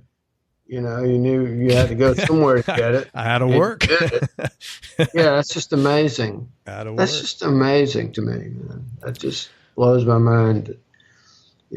I didn't grow up and like I said, in any sheltered life. My parents were, I wouldn't call them affluent. They were comfortable. Sure. But, it just blows my mind how people put that together, and I've met so many people that have done that, it's amazing. I feel lucky that I just learned and, didn't do the same thing and, got through it. I'm healthy. I'm happy. Mm-hmm. I have great relationships, great wife, good relations with my kids, So, everything worked out. Could have been a lot worse. A lot worse. Yeah. So, honestly, I'm not going to reverse this interview. I just wanted to. No, it's all good, man. Thank you. So talk about Billy, man. And by the way, we've mentioned Billy Vera a few times. I interviewed Billy Vera, episode number 248. So if you guys want to check that out, real good interview, sweet guy. Really talked about a lot of cool stuff. But so how'd you hook up with Billy? Through one of the guys that happened to be playing with the Joan Armatrading band at the same time that I was. A guy named Lon Price, who was one of the horn players in Billy and the Beaters. And I moved back to, Joan decided to form an entirely new and restructure her whole band thing. So were you bummed when that happened? Or you at that point you knew that's just the way it goes? I knew that's just the way it goes. I was still bummed about it because I really appreciated her mindset when it came to music and her diligence at rehearsing the bands and just her whole demeanor. It's just incredibly stimulating And I learned so much from her about so many different things. You know, she was just brilliant. And to this day, people ask me about those gigs. And if you want to really YouTube, tell me, you started to say some things to look for. Look up some Joan Armatrading at Rockpalast or something like that. Oh yeah, so you played out there in Germany. Yeah. Oh yeah. Toured all over the world. Man, how was that? Because that show has had like any credible, any worthy musician, player, artist has been on there. What? I know. And I played with two versions of Joan's bands in Rockpalast. One had Red Young, myself. Art Rodriguez was the drummer, the late Art Rodriguez, who's probably my favorite drummer of all times, by the way. Bill Bodine on bass, and Joan, and Lon Price, the sax player. And that unit basically wrote the book on Joan's approach during that period of her touring and so forth. It was jazz oriented. Like I say, if you YouTube it, you'll kind of see some very interesting songs and the way that we approach them. You know, we revamped a bunch of the tunes that we did. But make no mistake about it, Joan Armatrading was the boss. Okay. I remember during the first rehearsal with her. Again, reel me in if I'm going off tangent here, man. Totally cool, man. But I remember the first rehearsal we had, somebody made a comment and said, well, would it be possible, could we like change this to this? And Joan very quietly and, not hot-headed or anything, just coolly turned around and said, remember, I'm the one who's paying the bills here. I am the boss. Just like that. Yeah, totally, man. It's like Nina Simone without the acid. Yeah, and we never needed to hear it again. Okay? Oh. And believe me, it was only a question of the fact that this guy did not know. None of us did. Right. We didn't know her. Yeah, it was probably an innocent question. Except for Red. Red had played with her prior to that. You know. Let me just tell people, it's Rockpalast, Rockpalast. It was a real successful, really awesome German television show. I mean, I saw Roy Buchanan on there like 4 or 5 times. I mean, it's been around a long time, and they've had some great. ZZ Top has played Rockpalast. You know, everybody's played Rockpalast. It's just an awesome show. And I don't think it exists anymore. No, it does not. But all their archives are online. You could see every one of their shows are online, which I'm so grateful for because I've seen a lot of them. We did the Old Grey Whistle Test. Oh, yeah, in the UK. Some of the classics, you know. Yeah. I mean, Wet Willie and Gregg Allman's band with Cher, we did the Old Grey Whistle Test. That was very cool. You know, visiting that place twice. And how was it? Was anything different there, like in the UK, the way they function on music, or? Oh, way more white coat. Oh, really? Way more white coat. Oh, yeah. Very, not a lot of room for fun and games. It was very serious. Man, the cats at Abbey Road, those guys were like, you know, they considered themselves to be scientists of a sort in the audio, physics of audio, and they're right. Right. They were right. They were. Right. You know, they kind of wrote the book on so many things. You know, I was talking about Tom Dowd earlier. And, you know, Tom was actually a nuclear physicist. Like literally, that was what he did.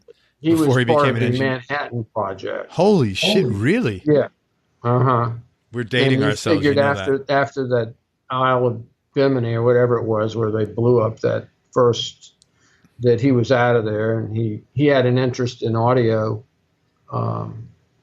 and went to work for Armatrading as his chief engineer. That is wild. I didn't know that.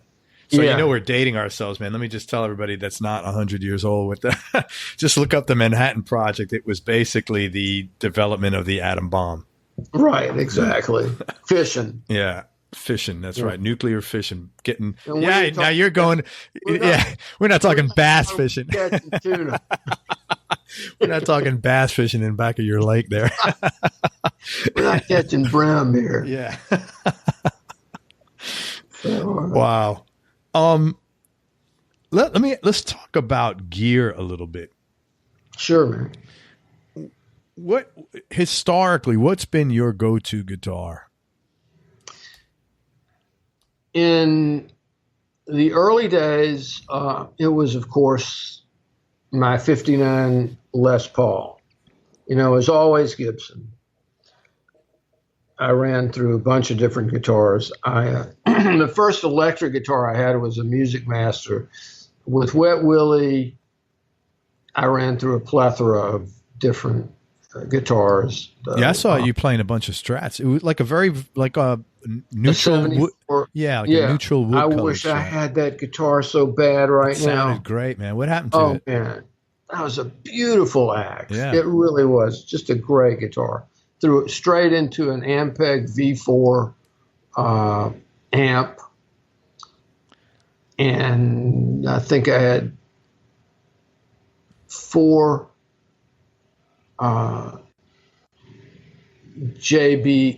Electro Voice 12 S speakers. What happened to that guitar, man? Traded it out. Something. I traded it for a very cool 1965 black Les Paul. Oh man, that sounds like a good trade. Fretless Wonder. Yeah. It was a great guitar too. I have an amazing small collection of guitars today, and all as a function of age, because if I had to buy them today, I could never afford them. Oh yeah, sure, man. But, I could afford them, but I wouldn't spend that kind of money on a guitar, you know. I got my 59 Les Paul from a guy, Gary Richrath. Yeah, from REO. Yeah, that's right. Yeah. And he collected them. Okay, he collected the damn things back then. And he just bought every one that he could up, you know. There's somebody who does that today. I think it's Steven Seagal. Yes, he buys. And Joe Bonamassa buys a lot of guitars. Joe Bonamassa, right. He's another one, right. So wait a minute. So your 59 Les Paul, is it a burst? It's a honey burst. The 59s were stigmatized with some sort of faulty paint, where it took very little time or existence hanging in a store window for them to fade out. So the burst actually just kind of disappeared. I've got pictures of it online somewhere. But is it the original PAFs? Original PAFs. I've had it disassembled for insurance purposes, just to take pictures of all the original parts. You know, geeks, man, geeks, guitar players or just. Wow. So I've shown that. So do you play that? It must sound like amazing. I do. I brought it back from LA about a month ago. My voice is I'm starting to lose it. I brought it back from Los Angeles, where it had been for a long time in a vault. But initially, that was my go-to guitar. That's how we started this conversation. And then, wait a minute, hold on. One more question. How did you ship that a 59? Did you drive it? Because I'd be scared of shitless to put that thing in any kind of parcel.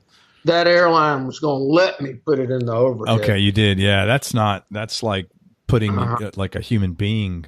Yeah, they were going to let me put it in the overhead in a hard shell case. Yeah, okay. And I went with an airline that actually did that. So Southwest? No, it wasn't Southwest. It was pretty good with that. It was, I think it was a United flight. Yeah. I normally fly Delta. This is no endorsement for anybody. Yeah, because they're all bad. Yeah, but United, I knew, awful. Had gotten into a bad rap with somebody over not being. They wrecked his guitar. It was on social media. That was like about a year ago, year and a half, 2 years ago. I remember that. A while back there. Yeah, and he was not pleased, and they made a big deal out of it. And finally, actually legislation entered the picture, and they had to start letting musicians carry their valuable instruments with them on the airplane, as much as practical as practicality dictated. Sure. You sleep with one eye open on that flight? Huh? Did you sleep with one eye open on that flight? Oh, hell no, man.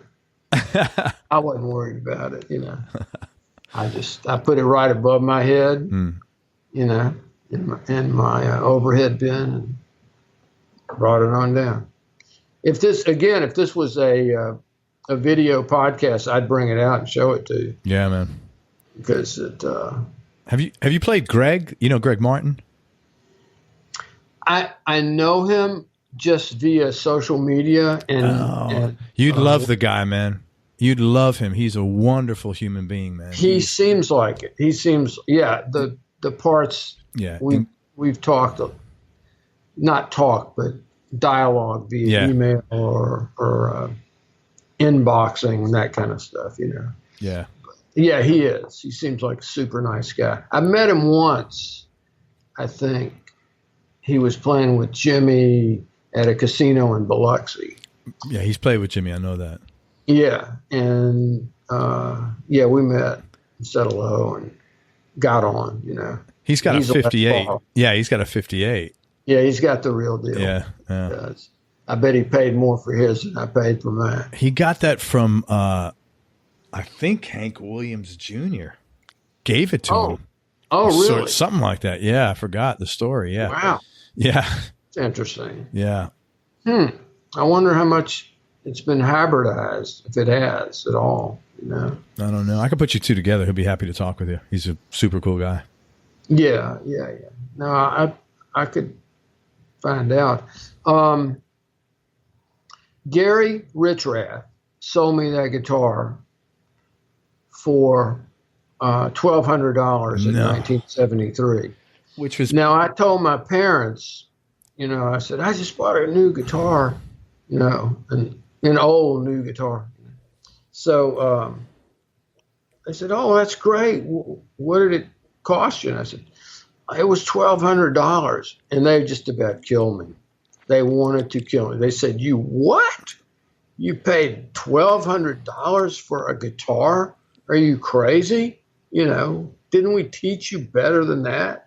Because they didn't know. They had no clue. What was $1,273 today? What would you say that was about? Like maybe $6,500, $7,500? The actual cash value, probably something like that. $5,000. Maybe. Yeah. So it was still a lot of money back then, but God, maybe more. You've gotten a great return on investment in that thing, man. I was offered $260,000 for that guitar by an art collector. I believe it. In the state of Washington, Seattle. Yeah. And art collectors are a very different breed. It's no big deal for them to spend upwards to close to $1 million, 1.5 for anything, what they want, to add to their collection. I mean, that's what they do. Yeah.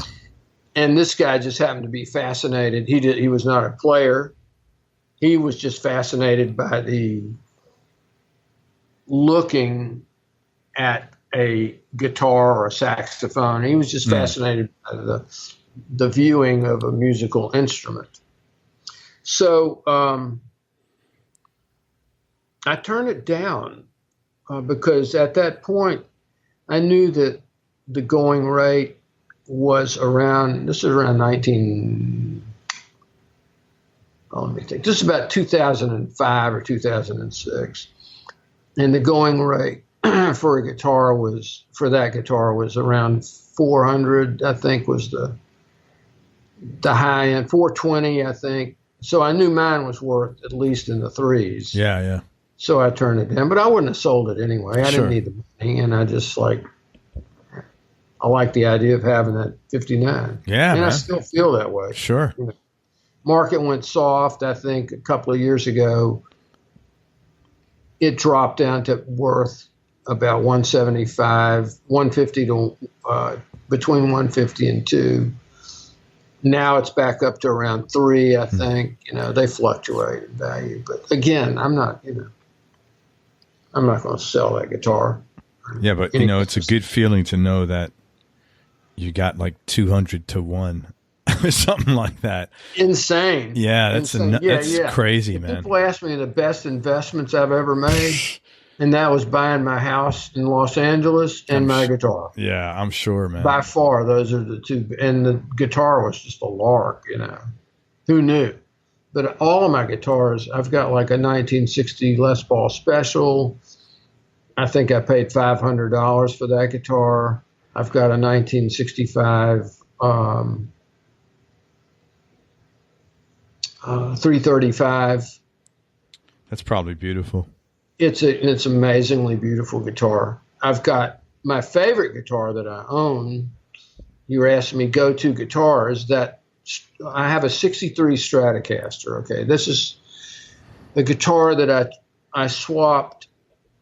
I was playing, rehearsing with a band at Studio Instrumental Rentals in Los Angeles, and Bernie Ledden and the Eagles were rehearsing down the hall when he was playing with them.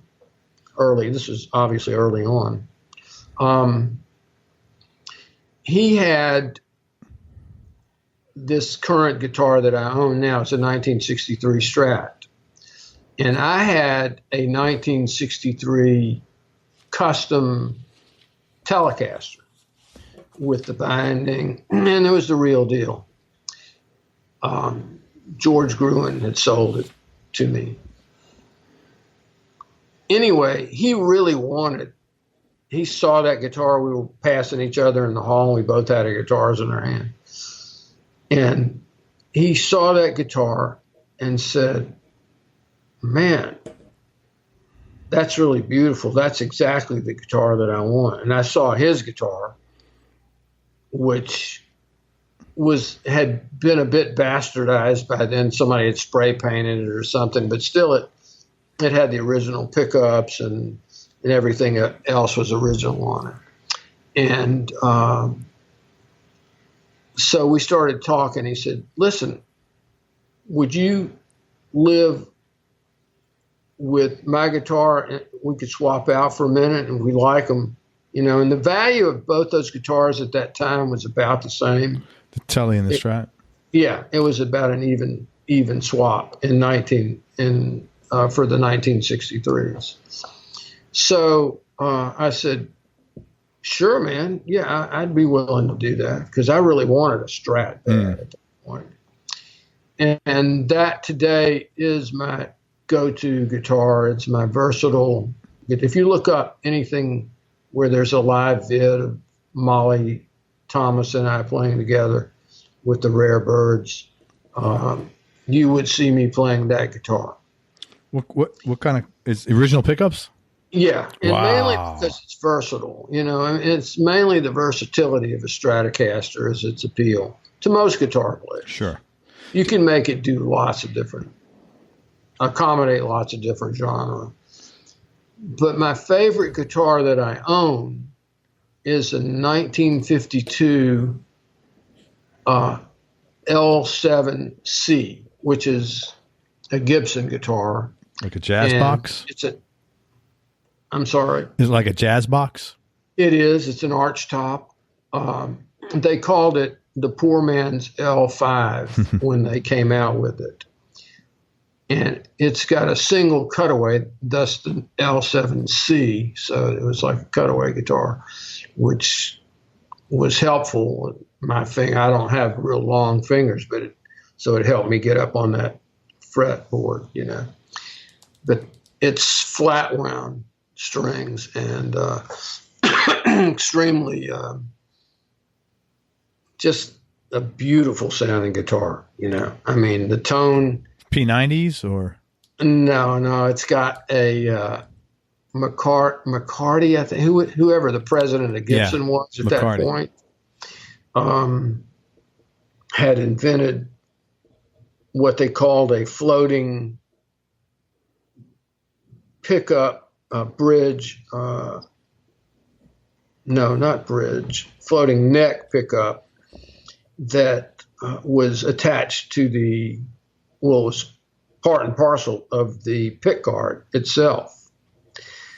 And it just kind of hangs underneath right next to the neck, And they made a second version that had two. One was a bridge and one was the neck. I have the single version, which I prefer because that's the pickup I defer to all the time anyway, is the neck pickup.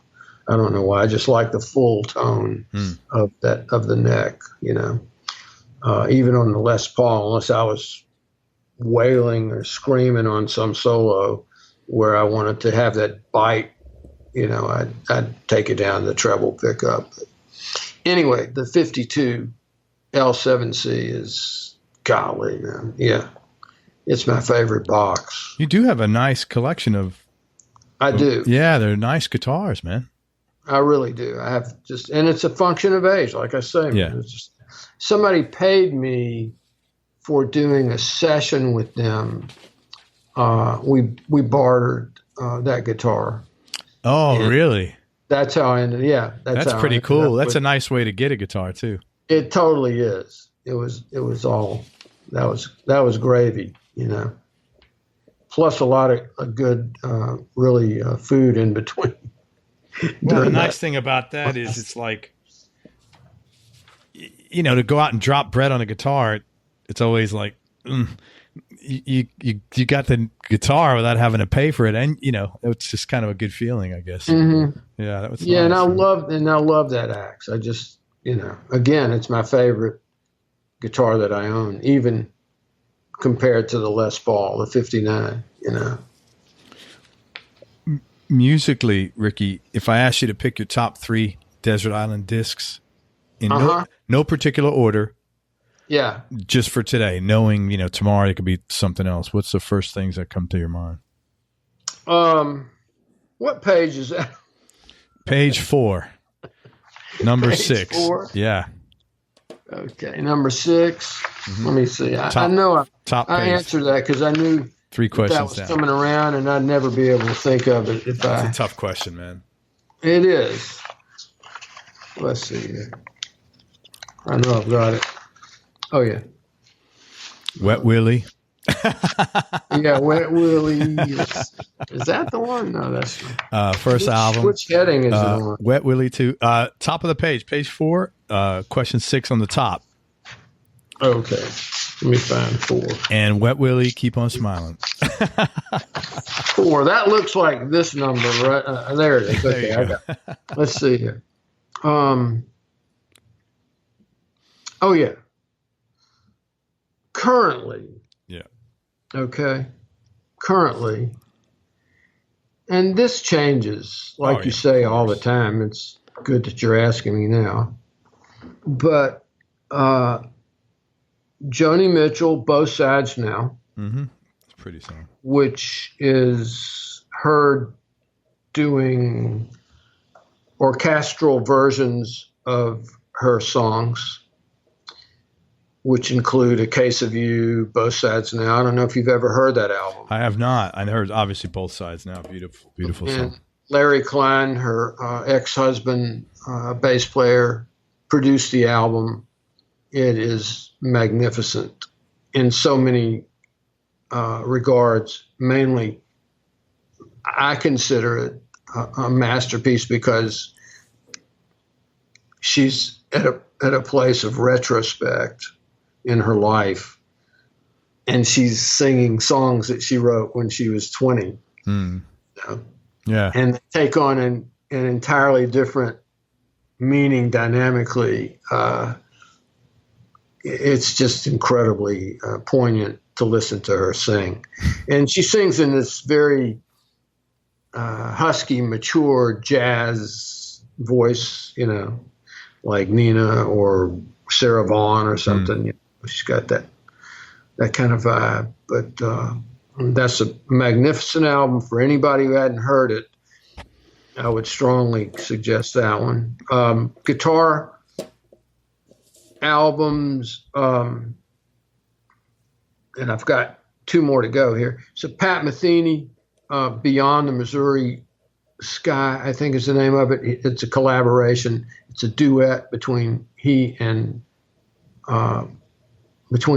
and Charlie Hayden, upright bass player.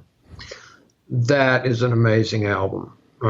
You put it on and it's immediately transformative. Now I could say a bunch of different Pat Metheny albums, but that's your jazz thing cooking up, right?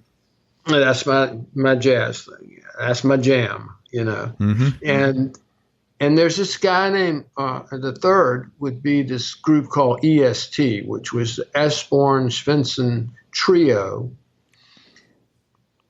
I happened to be in France, and I was in Paris in one of the smaller districts, staying at this little side street hotel called Les Jardins or something that means the gardens. Mm-hmm. And in these small hotels for people who've never been to Paris, they're really nice because they're very intimate. You go in and it's like almost like a family is running the place, and I mean, you're in the middle of the city. Don't make any mistake, But so, were you there on vacation or? No, I was working. I was working. Half and half. Yeah. You can't go to Paris and not kind of be on vacation. Sure. So, I would go downstairs. At that point, there was actually, Wi-Fi and email and so forth, and I was already strung out on all that stuff. And so I went down, and every morning I would go and I have my tea and a croissant because that's what they do there. They have what you call the continental breakfast, and you go down and you have a croissant with tea and jam or whatever, man, And so there was this one woman who was running the whole show all the time in that little hotel. And she was this Rubenesque figure of a lady, and she'd watch me sitting there on my laptop. I've never heard anybody use that word in a sentence. That's that's the kind of word I've read like, maybe 40, 50 times, but never heard it. Yeah. Yeah, that's very, very, very SAT-like of you. Come on, wow. We got to keep them. We got to keep the dialogue level. You don't want to know low. My SAT scores.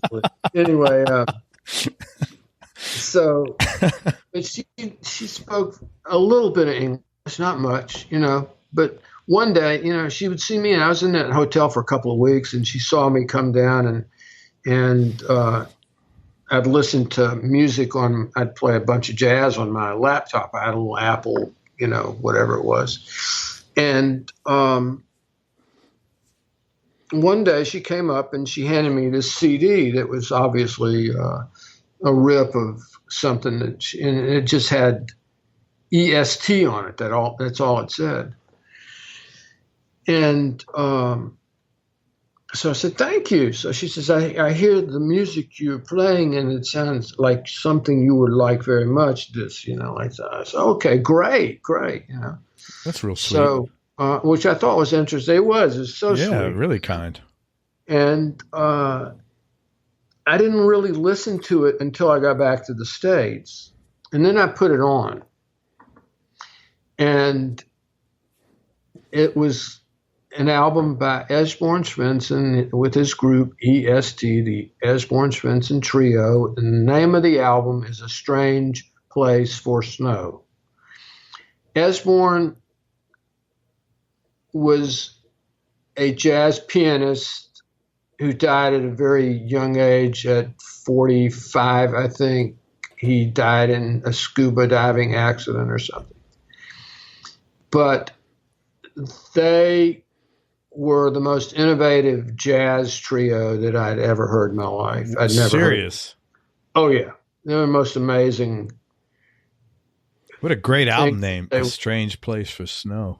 Yeah, and wait till you hear the album, I just circled. I'm going to check it out for sure. It's so cool, and a lot of the stuff that they do is they happen to, thank God, while he was alive, he had quite a legacy of music. Scandinavian jazz is they approach it it's jazz, make no mistake, but they approach it in a different kind of way, and it's a different sort of angst that's embedded, it's infused with, and I find it to be quite moving. But buddy, let me tell you, they can rip on this record. I mean, they do rip, And so anyway, that would be one of the three, because you can listen to that thing over and over and over and over again. I've listened to it probably hundreds of times, I'm sure, and always hear something different. Does it always make you think of your trip every time you hear it? Not necessarily, but I'll never forget that incident where that's a really cool thing.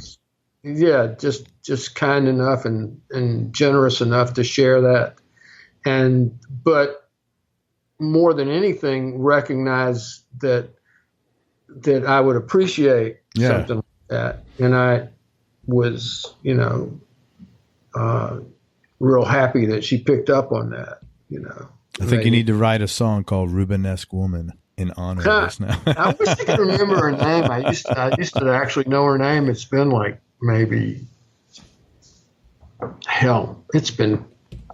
I would say it's been 15 years. Wow. Mm-hmm. Yeah. Hey, what is your best Wet Willie memory? Wow. Let's see. Was it when we were throwing furniture out windows? Did you guys do that? We were the most docile band on the road. Yeah. I mean, there was only one incident of Wet Willie trashing a hotel room. And, let's face it, any incident is one incident too many. But regardless, we were just extremely docile, especially to be traveling around with people like Lynyrd Skynyrd and those cats, man. I mean, we used to play with them all the time. Yeah. And REO and Grand Funk Railroad and Aerosmith and, all these 70s bands and the English band Slade. Oh, wow. Ash, what was the name of that? Wishbone Ash? Wishbone Ash. Yeah, that was a great band. They had a real, a unique thing going also with the Renaissance kind of, but their guitar players were incredible. The two lead guys. Yeah. I know. They were just great players. And we traveled. Humble Pie. Remember them? Yeah, sure do. Yeah. Man, they had one cut. Strange. Shit. Let me see if I could get it. Strange Days by Humble Pie. That was a great song. It's real intense, bluesy kind of thing. I have to, go back to it. I really have to confess, I never really listened to a lot of that stuff back then. I was deep off into Elmore James and figuring out him stylistically as a guitar player, and you were asking me about the best Wet Willie memory. Now, which number is that? Right underneath the last question. Oh, okay. Let's see. It's Under the Hood, number 1. Oh, yeah, and that's pretty easy, really. The best, and there was a compilation of memories, but those were mostly like playbacks in the studio. We'd finish doing a track, recording a track in the studio, and come back and listen to what we had done. And meeting and getting to work in such close proximity with Tom Dowd was huge. Now, I know that sounds awful. Golly, that's the best you can come up with for the memories of Wet Willie. I mean, man, we went. If you ever watched the movie Almost Famous, okay, that movie pretty much typifies road life in the 1970s, okay, for bands of that era. And Cameron Crowe's character, that whole scene, man, that whole New York scene, I swear, I knew every one of those people personally. Yeah. Every one of them, because every one of them was modeled after somebody that we had encountered, like Connie from Little Rock or something, that kind of stuff. But so I could go into all those things as far as being the best memories, but really and truly, the best memories are what I described. I loved it when we came up with cool, unique music that people still listen to today and keep alive today. And I appreciate the fact that there is still a following out there for a band that is like 50 years old. Does it boggle your mind sometimes? I'm sure you get letters, or emails or whatever, hey, I just want to let you know I listened to you when I was a little kid, and this song got me through a hard time. More like, Craig, it's more like my grandfather really loved Keep on Smiling. And that's what it's like now. It's very different, which is cool to me, Yeah. Take it where you can get it, man. Have some, guy walk up to you and say, hey, man, my granddad used to play Keep on Smiling and Countryside of Life all the time. And it's kind of like it probably feels like a backhanded compliment when you hear that. Well, I was going to say, it's like, is that a compliment really? Yeah. Well, thanks, sort of. But of course it is. Yeah, of course. Yeah. Yeah. You can't deny that, I mean, I remember myself going up to people that we would tour with, like B.B. King or Albert King or Freddie King, all those guys. You toured with Freddie? Oh, yeah. Can you tell me about that experience? He's one of my favorite, top 3, 4, 5 guitar players. I just love him. What he did, to me, his tone, and I just used to sit and listen to like Burglar and all of his old records in my room. I mean, he's just such a tone. There are a lot of people who feel the same way, about his work. I bought that 335. Huh? I bought that 335, and I still don't sound like him. Can you believe? It's touch, man. It's all about touch. Oh God, you kidding? I wouldn't even. Ultimately, that's all it is. I don't care what you get. It's the old saying, you get 10 guitar players playing the same guitar through the same amp, and they're all going to sound like them, not the guitar and the amp. Yeah. They're going to set those tone controls on the amp and the guitar to get their perception of what a guitar should sound like. You see what I mean? Totally. So you're going to hit that 335 hanging up there back of you, and plug it into whatever kind of amp you're going to use, your Z or whatever it's going to be. And I would do the same thing, but I'm going to go for a totally different vibe than you are. Sure. Although funny enough, I use the you said you use the bridge pickup most of the time, right? I do. Yes, I do the same. I like the way. Really? I like the warmth of it. I control it with the tone. Do you use pedals at all? If I prefer not. I got this amp a while ago. It's called a PV Delta Blues. It's a 15-inch speaker. Oh, and ever since I have it, it's got a dirty channel. It's got tremolo. It's got reverb. Man, I just love. I'll use a little distortion one. So I'm not really I like a wah, but I'm not really a pedal guy. No, not really. I just Neither am I. I'm not. I agree, but I use pedals only if I'm going to go for a specific effect. But my pedal sounds are far and few between. I generally, for this gig that I do with Molly Thomas and the Rare Birds, I use 2 Vox Pathfinder amps with a Strat and a Dan. What is it? A Dan Electro 59 reissue. That's what it is. Which is an open tuning guitar, and we do a version of Papa Come Quick on there. So in our gig. But what did you plug in with Wet Willie? You had your Strat or your Gibson and plug it in what? A Boogie. A Mesa Boogie.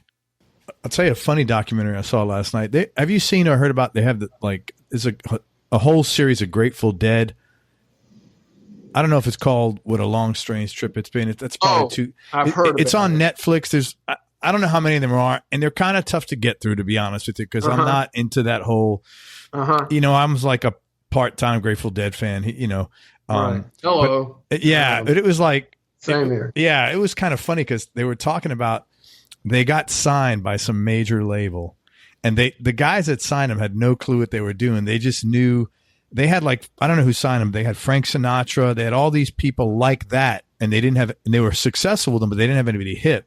So they went out to San Fran. And the only act that hadn't been signed was the Dead. So they said, "Great, we'll sign you." So they sign them, and they stick them to make one of their albums, and they're at literally tens of thousands of dollars over budget. I mean, because the Dead, their mindset was, we didn't give a shit about making a record.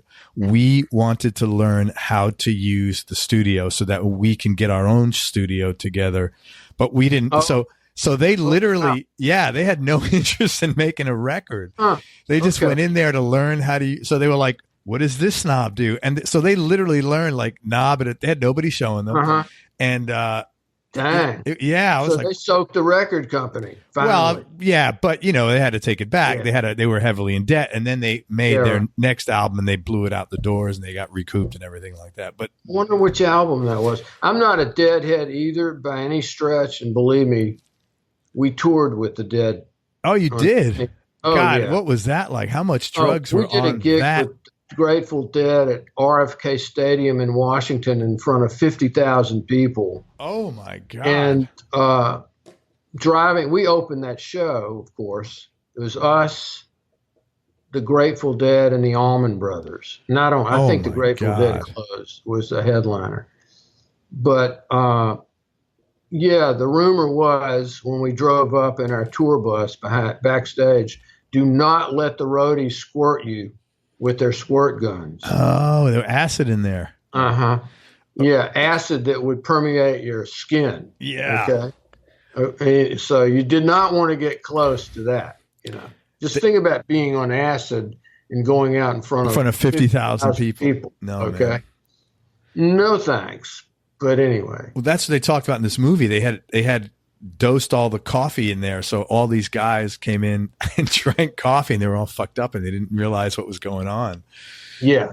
And that album, by the way, the one they went over budget on was Oxomox OXA. It was Oxomoxoa. It's called OXAOMAXOA. But then what happened was the album they came out with that right afterward was Working Man's Dead, and that was with Casey Jones. Okay. So that was a big single that they just they said, hey man, we got to do something. Let's do some nice, simple stuff, blow this out. And we recouped our debt. And I don't know if they went off on their own after that or what, but. You know what? It's an interesting connection with Mobile and the Grateful Dead. There's really? There's this huge cult following here. I don't know if you know about Jake Peavy. No. You'd have to be a baseball fan to know about Jake, but he's the was a pitcher for the San Francisco Giants for many, many years. In fact, I think he took them to a World Series at one point. But he's from here. And he came back to Mobile and started this, he opened up a recording studio down here. A pitcher? Yeah. A pitcher, yeah. That's interesting. Because he's a music freak, okay? And he, obviously being up in San Francisco for all those years, the Grateful Dead obviously had to have some baseball freaks in there, you know, so they kind of dovetailed in that whole scene. And so the odd thing is what I'm getting at is that Phil Lesh and all these cats that are left from that band have been down here and wild, you know, or just kind of commingle with the staff at Jake Peavy's recording studio down here. And it's an amazing recording studio, by the way. I just finished doing 3 albums there, I guess. You know? Oh, wow. That's phenomenal. Mm-hmm. You're producing? Producing and co-producing, yeah. I saw them in 83.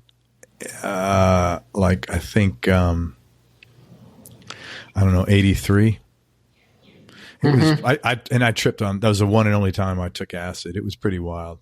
You too? You took it once? Me too. That's all I needed to do was one time. Yeah, I thought it was something everybody should do. It was like a good, everybody should do. Of course, I was in 1983. I was 20 or 19 or something. But I thought it was a good test to see if can you like control your mind, because you freaking really can't control your mind when you're on that. You really can't. You really can't. I remember when I took it, it was like, it's a long story. That's another discussion. All right, let me ask you this one. What's the most important thing, or what are the most important things you've learned about yourself, Ricky, over this journey? Yeah, it's a very simple answer. Humility. Quite honestly, that is the most important takeaway for me in life, is learning how to dial in your ego, and in particular in the context of a studio forum or any band situation, learning how to deal with people. I think moving out of Mobile, you know, I sort of have the Mark Twain philosophy about that the greatest enemy to racism or any other malevolent human trait will be erased the more you travel. And I totally agree with that. You know, you learned a lot about life from getting out of Dodge. Mm-hmm. I really did. And I was never of the ilk that was, you know, that I've always been sort of laid back, and I've never really been judgmental as far as people's skin color or any of that stuff. I think probably being raised Jewish, into a Jewish family, born into a Jewish family, my parents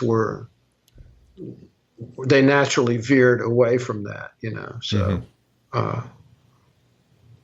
anyway, but humility is like it's an important thing for everybody. And the most, the guys that I relate to the most, and the guys that I met that are on the highest plane of whatever they do,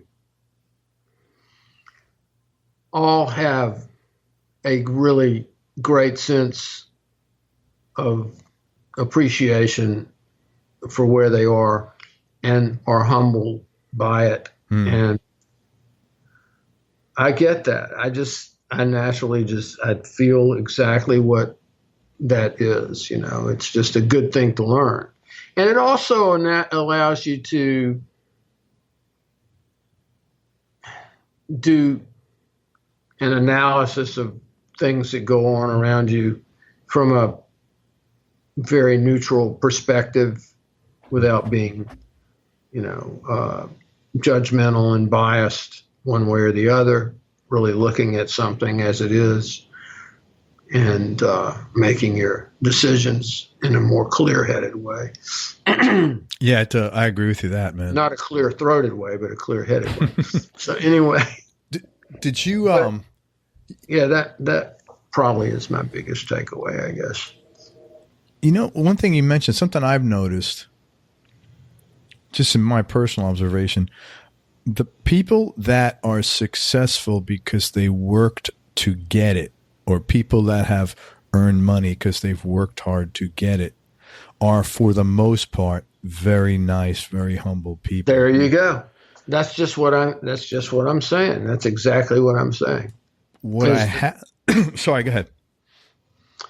No, you're right. The people that, like Lenny Waronker, let's take him for example. Now, he's a producer. He was a producer. His father, I think, owned Liberty Records or something, or started Liberty Records. And his brother was a drummer, correct? This is Joey? I don't know. I didn't know he had a brother. Or there's another Joey. There's a guy named Joey Waronker. I think you played drums. I'm almost positive of that. Oh, really? Yeah. But Lenny Waronker was, he had his brohangs, if you would, were Randy Newman and Russ Titleman, and they all went to Santa Monica High School. And Lenny became a producer, started working at Warner Brothers. He produced that Playing Up a Storm album with Russ Titleman. Well, Lenny was at that point the president of Warner Brothers Records, and he would walk in the studio every day dressed like this, okay? And I'm not copying Lenny Waronker, but I'm just telling you, he's just like, you'd never know that he was some kind of, where the antithesis of that would be, what was that producer's name? Adler? Lou Adler, maybe? Was that a producer? Yeah. Well, I know. I can't remember. We could Google it, but anyway, I remember seeing him in a he owned the Roxy Theater, and he was a record producer here. It says, according to Google. Okay, well, so he had a Lamborghini with his name on the license plate. Okay. You know what's funny about that? You would never see Lenny Waronker like that. The last thing, if you have money like that, man, just from a common sense standpoint, the last thing you want to do is plaster your name and advertise that to the world. Thank you. Oh my God, that's just common sense, man. Yeah, I know. Wow. No doubt about it. But that gives you. Yeah. That was just my. You were talking about the humility. The people at the top generally are the ones that, are most appreciative and have they're the larger people. Right. Okay.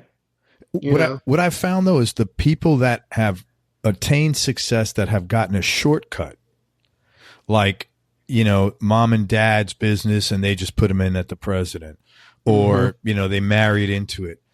My experience only, and this is not a general rule, but my experience is those are the cats that, men and women, that are not really humble. It's like they've ascended the throne but haven't earned the throne, sort of. Mm-hmm. And my experience is they tend not to be, those are the guys. And I'm not saying Lou Adler was or was not, No, whatever. I understand, but you were so spot on. That's it's just, I see that all the time. And it's like, that's why I always made my kids work in the beginning. I said, man, you wanted a car. Okay. You're going to pay half. I'll help you out. You got to have skin in the game because I'm not going to turn you into that asshole. Amen. You got to have blood on the table too. If you're going to be an idiot, it's because of your own doing. It's not because of my encouragement. And that's how my parents treated me pretty much. They were like, we want you to understand the value of $1. They had I wouldn't, they were not victims of the Depression mentality. Although they both grew up through the Depression, they saw their parents lose everything. Yes, I had it. Both of my grandfathers were successful people.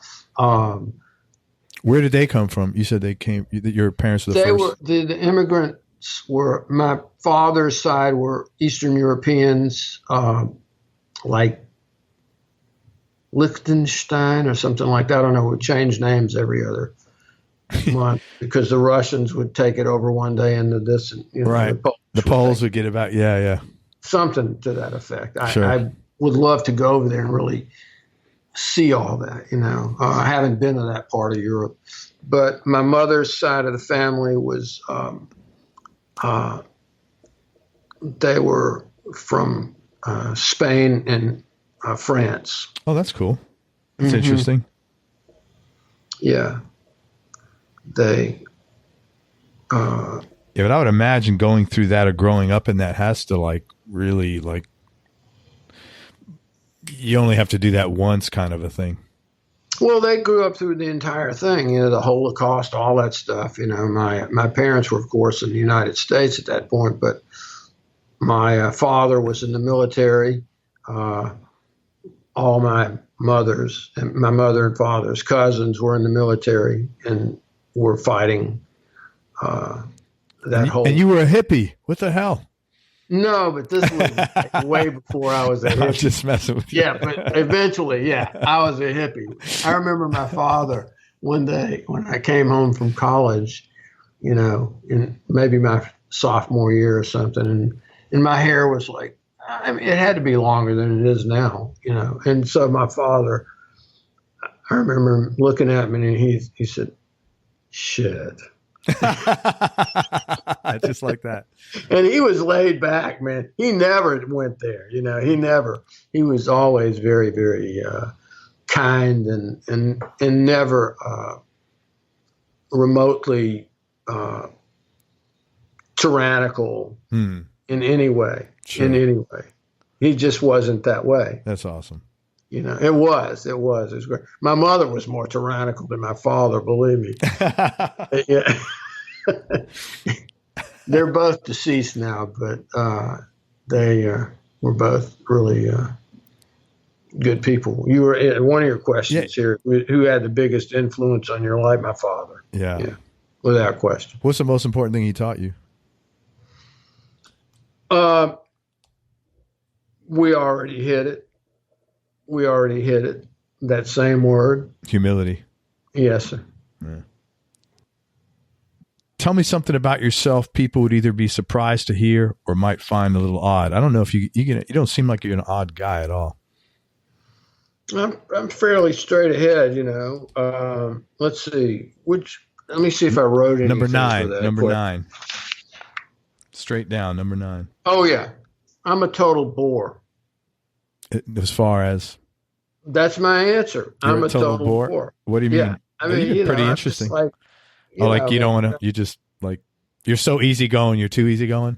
Well, I mean, I engage with people, and we talk and believe me, I've got my stories. They've got their stories. And I probably overemphasize that. But I mean, the thing that people normally think about musicians in general, I think, is they encapsulate us into this,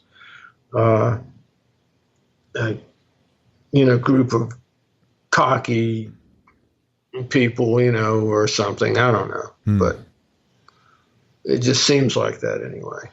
That might not be true. I might be. Yeah, I don't know. Being judgmental about them. On yourself. Judgmental. Yeah, I don't know.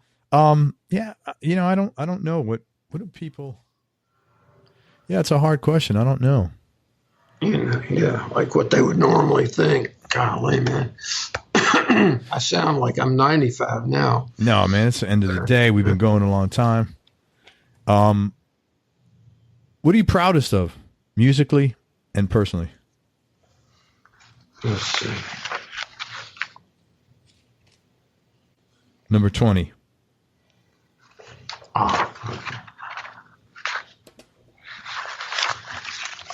Sorry, I've just no, it's all good, man. It's all disarrayed. Oh, let's see here. Oh, I'm glad I found it.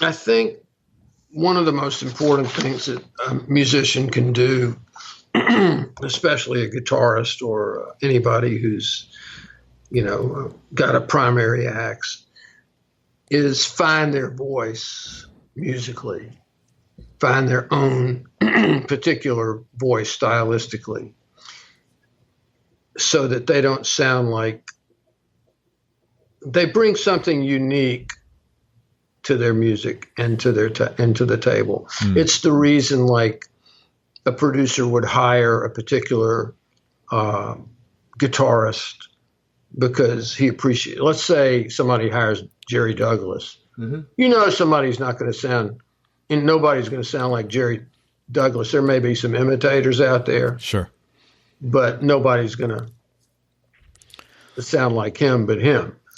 It's funny you mentioned his name. I literally just got referred to him like a week ago.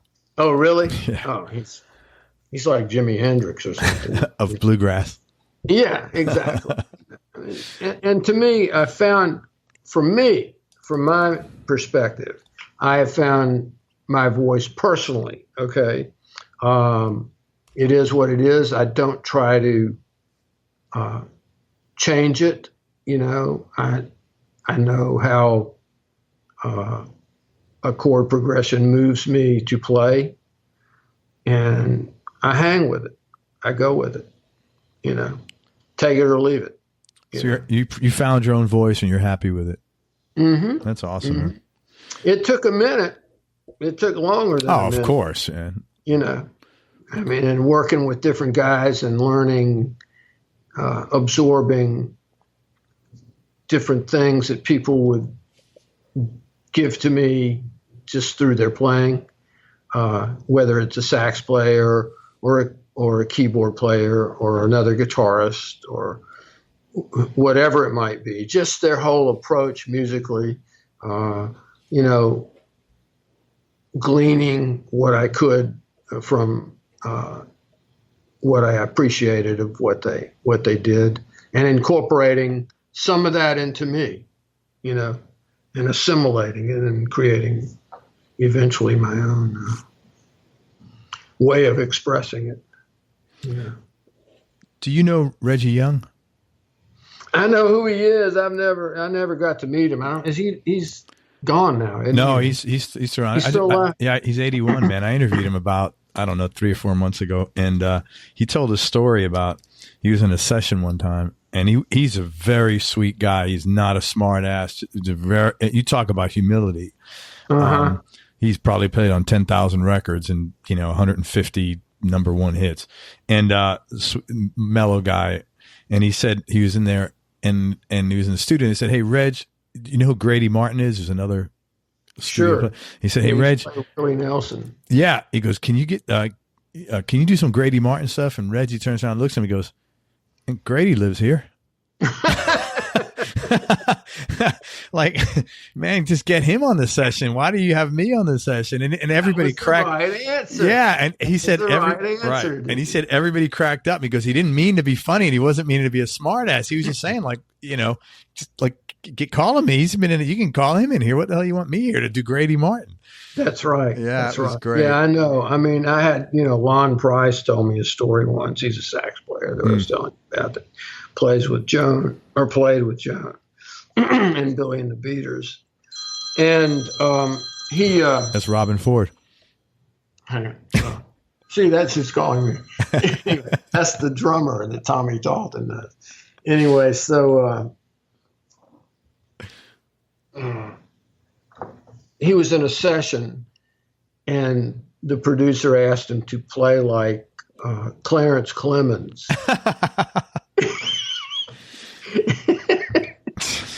And Lon is like, now Lon will speak his mind, okay, and he will tell you to go fuck yourself, and it doesn't take a lot for him to like get to that point, but he's mellow. Don't get me wrong. He's not a hothead or anything. Sure. But he does have his threshold. And, he says, Clarence Clemons, you want me to play like Clarence? And I'm sure he has,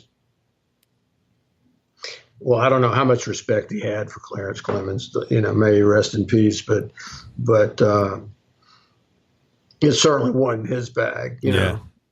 Lon is like Fathead Newman or something. He's one of these cats, He played on that song Al Jarreau did called We're in This Love Together. He's a sax solo on that tune. And he constructed that sax solo, and then I think Michael Boddicker, the synth player, when all that crap was happening, all the synthesizer shit. And they made Michael Boddicker learn Lon's sax solo note for note, and actually did them in unison. Oh, that's cool. Uh-huh. That is cool. You listen to that, go back and check out that solo again and see why Lon didn't want to have to play like Clarence Clemons. What's that Al Jarreau song? Al Jarreau, We're in This Love Together. Oh, I know that song. I don't know. I know that song. We're in this love together. Yep. Because I can sing just like Al Jarreau. Hey, man, I'm going to ask you 3 more questions, and I can't thank you enough for your time. You've been so generous. Do you have any hobbies or interests outside of music, Ricky? Boating is like, I like traversing voluminous bodies of water at fast rates. Do you? Cool. Oh, yeah. And I live down here on a river. Outside of here is, you look outside, and I live on a point that's like a peninsula that juts out into a river, which goes out into Mobile Bay, which goes out into the Gulf of Mexico, which, You come down here and see me. Yeah, there you go. There you go. But you live on the other side, don't you? No, I live in Tampa. It's on the Gulf. Oh, Tampa, that's right. Yeah, no, that's you said right. Boca. Your friend was in Boca. He's on the other coast. He's on the East Coast. Yeah, yeah. That's right. Tampa, no, I'm on the Gulf, man. St. Petersburg. Correct. Port Richey. Yep, correct. Yeah. Yeah, there you go, man. I'm looking for a boat. I have a target boat. Road trip, man. Do you have a boat? No. You don't have one? No. Are you into boating? Not really. I used to have a boat when we lived on the lake, but I'm not really a boating. It's really growing up in the city. It's just it's not. Yeah, I mean, I didn't see grass till I was 30, probably. It was just like. Right. I mean, that's a bit of an exaggeration, but not much. I liked it, but you gotta. It's a thing, man. You gotta enjoy it. Yeah, I love it. I just love it. I totally do. Yeah, I was at golf. Like 2 days ago, in fact. And that's my thing. Yeah, in terms of hobbies. That's nice. Fishing a little bit, I love fishing, and I love very relaxing. I love to get a cigar and sit in there and catch fish, man. We go snapper fishing. If you're ever down here, man, or up here, I will. I'm telling you really need to stop. See, now, if someone could take me on the boat, I'd be into that. Like that, I would. Okay. But like that, I have to pull up the, anchor it and all that shit. It's just like not, I don't, it's, I'd rather like pick up my guitar or something, but I mean, I know the passion of people who do it. It's a very nice hobby. It's my bucket list thing too, is to master, being able to go out and, navigate the seas confidently without question, Oh, that's tough to do, man. Nah, yeah, it is tough to do. That's scary because it's a big ocean out there. We only see the little bit, like when you look out, it's a big ocean out there, man, and you're alone. Yeah, that's creepy, man. Man, a storm will get up on your ass so quick and you won't even know about it, and it's coming up. Well, you'll know about it. But getting away from it, you better have a pretty skippy little rig. Well, you better know what you're doing if you don't get away too, man. No, I'm like Vomit City on a boat, to be honest with you. I'm the guy. Seasick patches. I'm the guy. I got seasick patches. I take What's that? Dramamine or whatever. Dramamine, yeah. I'm like the nerd out there. I maybe have two seasick patches on. Well, I tell you. No, I mean, what happens is if you use a seasick patch, it's cool. Oh, it totally works. Eventually, you get your sea legs after you get used to it for a bit. But it just takes, it's just a thing got to pass through, I'll tell you. And you do eventually. You do. Eventually, you just kind of like, okay, I'm cool now. Yeah, I could see that. I never did it enough. I went out fishing one time, and I wound up literally laying on the floor the entire time. And then I felt so bad. I took my son out. It was his birthday, and I said, "What do you want to do?" And he goes, "Dad, I'd love to go fishing." So I took him out on a boat, man, and the same thing. He's laying on the floor, man. I had to pay the guy to bring us back in. I said, "Man, I can't keep him out there." He was like his 9th or 10th birthday, my older son. God. I just felt so bad for him, man. It's so not fun, man. I know. Seasick's like the worst feeling. It's terrible, man. It's like unless you're in motion constantly moving, you're going to be sick, It's terrible, man. Or you can jump in the water, and that's a fix. But the second you get back on the boat, it starts all over again. Yeah. Hey, man, this is a tough question, and you don't have to answer it if you don't want to. Do you ever have a specific experience that changed your life or altered the way you think about things or see things? Again, if it's... Well, there's lots of different things. Sure. I mean, there's lots of answers to that. I think, I had never actually engaged with the concept of grief until I lost my father in 1983. And that was the first time that I'd ever really understood. Now, I was 37 years old at that point. And I didn't really know what grief was until that very moment. And I lapsed into it and I went through it. I didn't even think about what it was until later. And then I realized what it was. I didn't seek counseling. I should have, actually. It would have probably gotten me through it quicker. But for about 6 months, I guess my body was on self-protect. I just was moving in slow motion, But that's one life-altering experience. Yeah, and it changed me big time. The loss of my best friend, childhood friend growing up,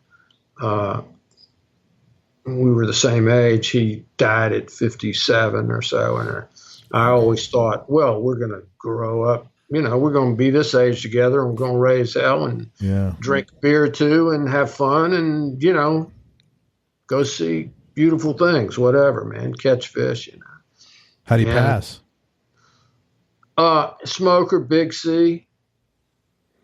Yeah, I'm sorry, man. That's such a powerless disease, man. It's just destroys you. And it's it taught me a lot, though, about getting off my ass and doing the things that I wanted to do, really. So the next year, I actually got it on and bought this house that you're seeing me in now. And I always knew I wanted to live on this river that I'm on. That's awesome, man. Since I was in my 20s, probably, So, but yeah, that taught me a lot, And he died so nobly. My father's death was abrupt. I mean, it was totally unexpected, heart failure, How old was your dad when he passed? 70. Oh, that's young. Yeah, he's pretty young. Well, that's younger than you are now. Yep. Yeah. Yep. And believe me, when I hit 70, I thought about that once or twice. I'm sure. I did think about that for sure. That would be unnatural not to, I'm sure. But, incidents like that, losing people, I guess, would be the best way to describe it.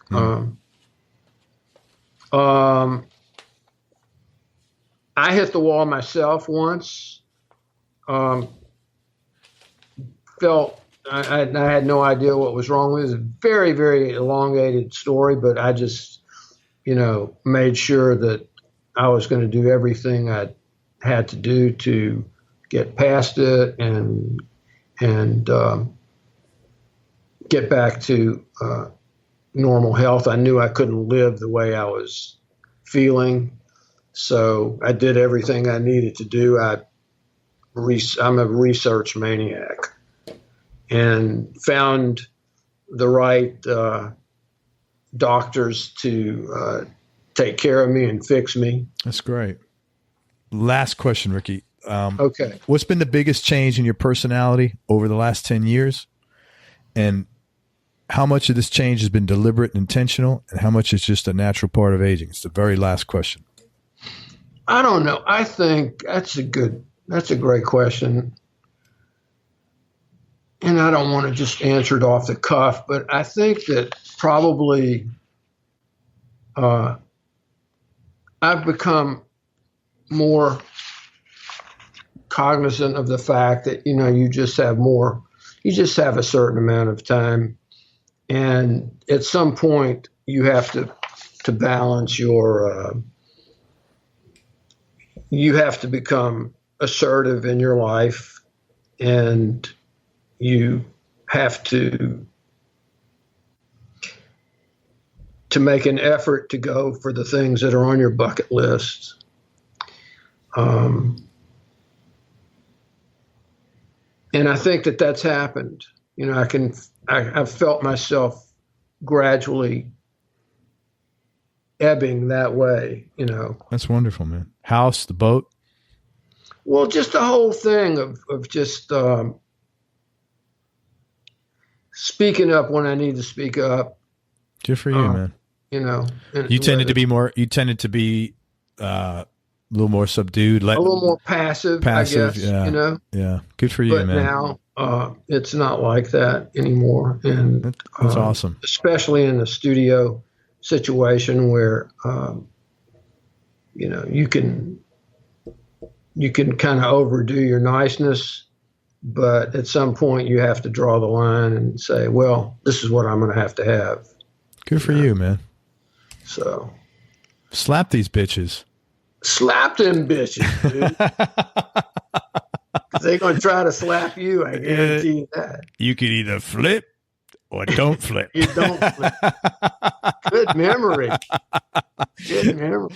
That's in awesome, the name man. of Johnny Thomasy. Everyone know that. That's right. Well, man, I can't tell you how much I've enjoyed talking to you and getting to know you. You're awesome. I'm really glad we got to spend time together. Likewise, Greg. Thank you, man. I want to tell people how they could find you. And so we didn't even talk about this, but Ricky spends most of his time now. He's got 2 studios, one in LA and one in Alabama. And he's spending a tremendous amount of his time now. And if I screw any of this up, please let me know. Producing and mentoring younger artists. And so I asked him how people can get a hold of him and what he's doing in what capacity. So let me just go through that, because this is a guy that has worked, it's one thing, I think, to have a producer who's a really good producer. It's another thing to have a producer who's a really good producer, and he's also been on your side of the console. He's made a bunch of records. He's been in the trenches, he's been out in the field. And I think for me, when I'm looking for someone to help me or mentor me, it's the guy that's been in the foxhole that I want to get advice from, because that guy is going to give me multiple viewpoints, and he's going to save my ass when I need it. So, let me tell you some of the stuff that Ricky's doing and some of the stuff that'll work with you in the studio.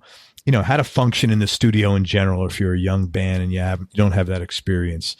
How to put your songs together so that your melodies shine out, and that so people are going to want to hear them. He knows what people want to hear and what people don't want to hear, not from a hunch or from a gut feeling, but from doing this for the last 50 years, how to maximize your time in the studio. You know, the clock's ticking. Unless you're the Grateful Dead, you probably want to do that.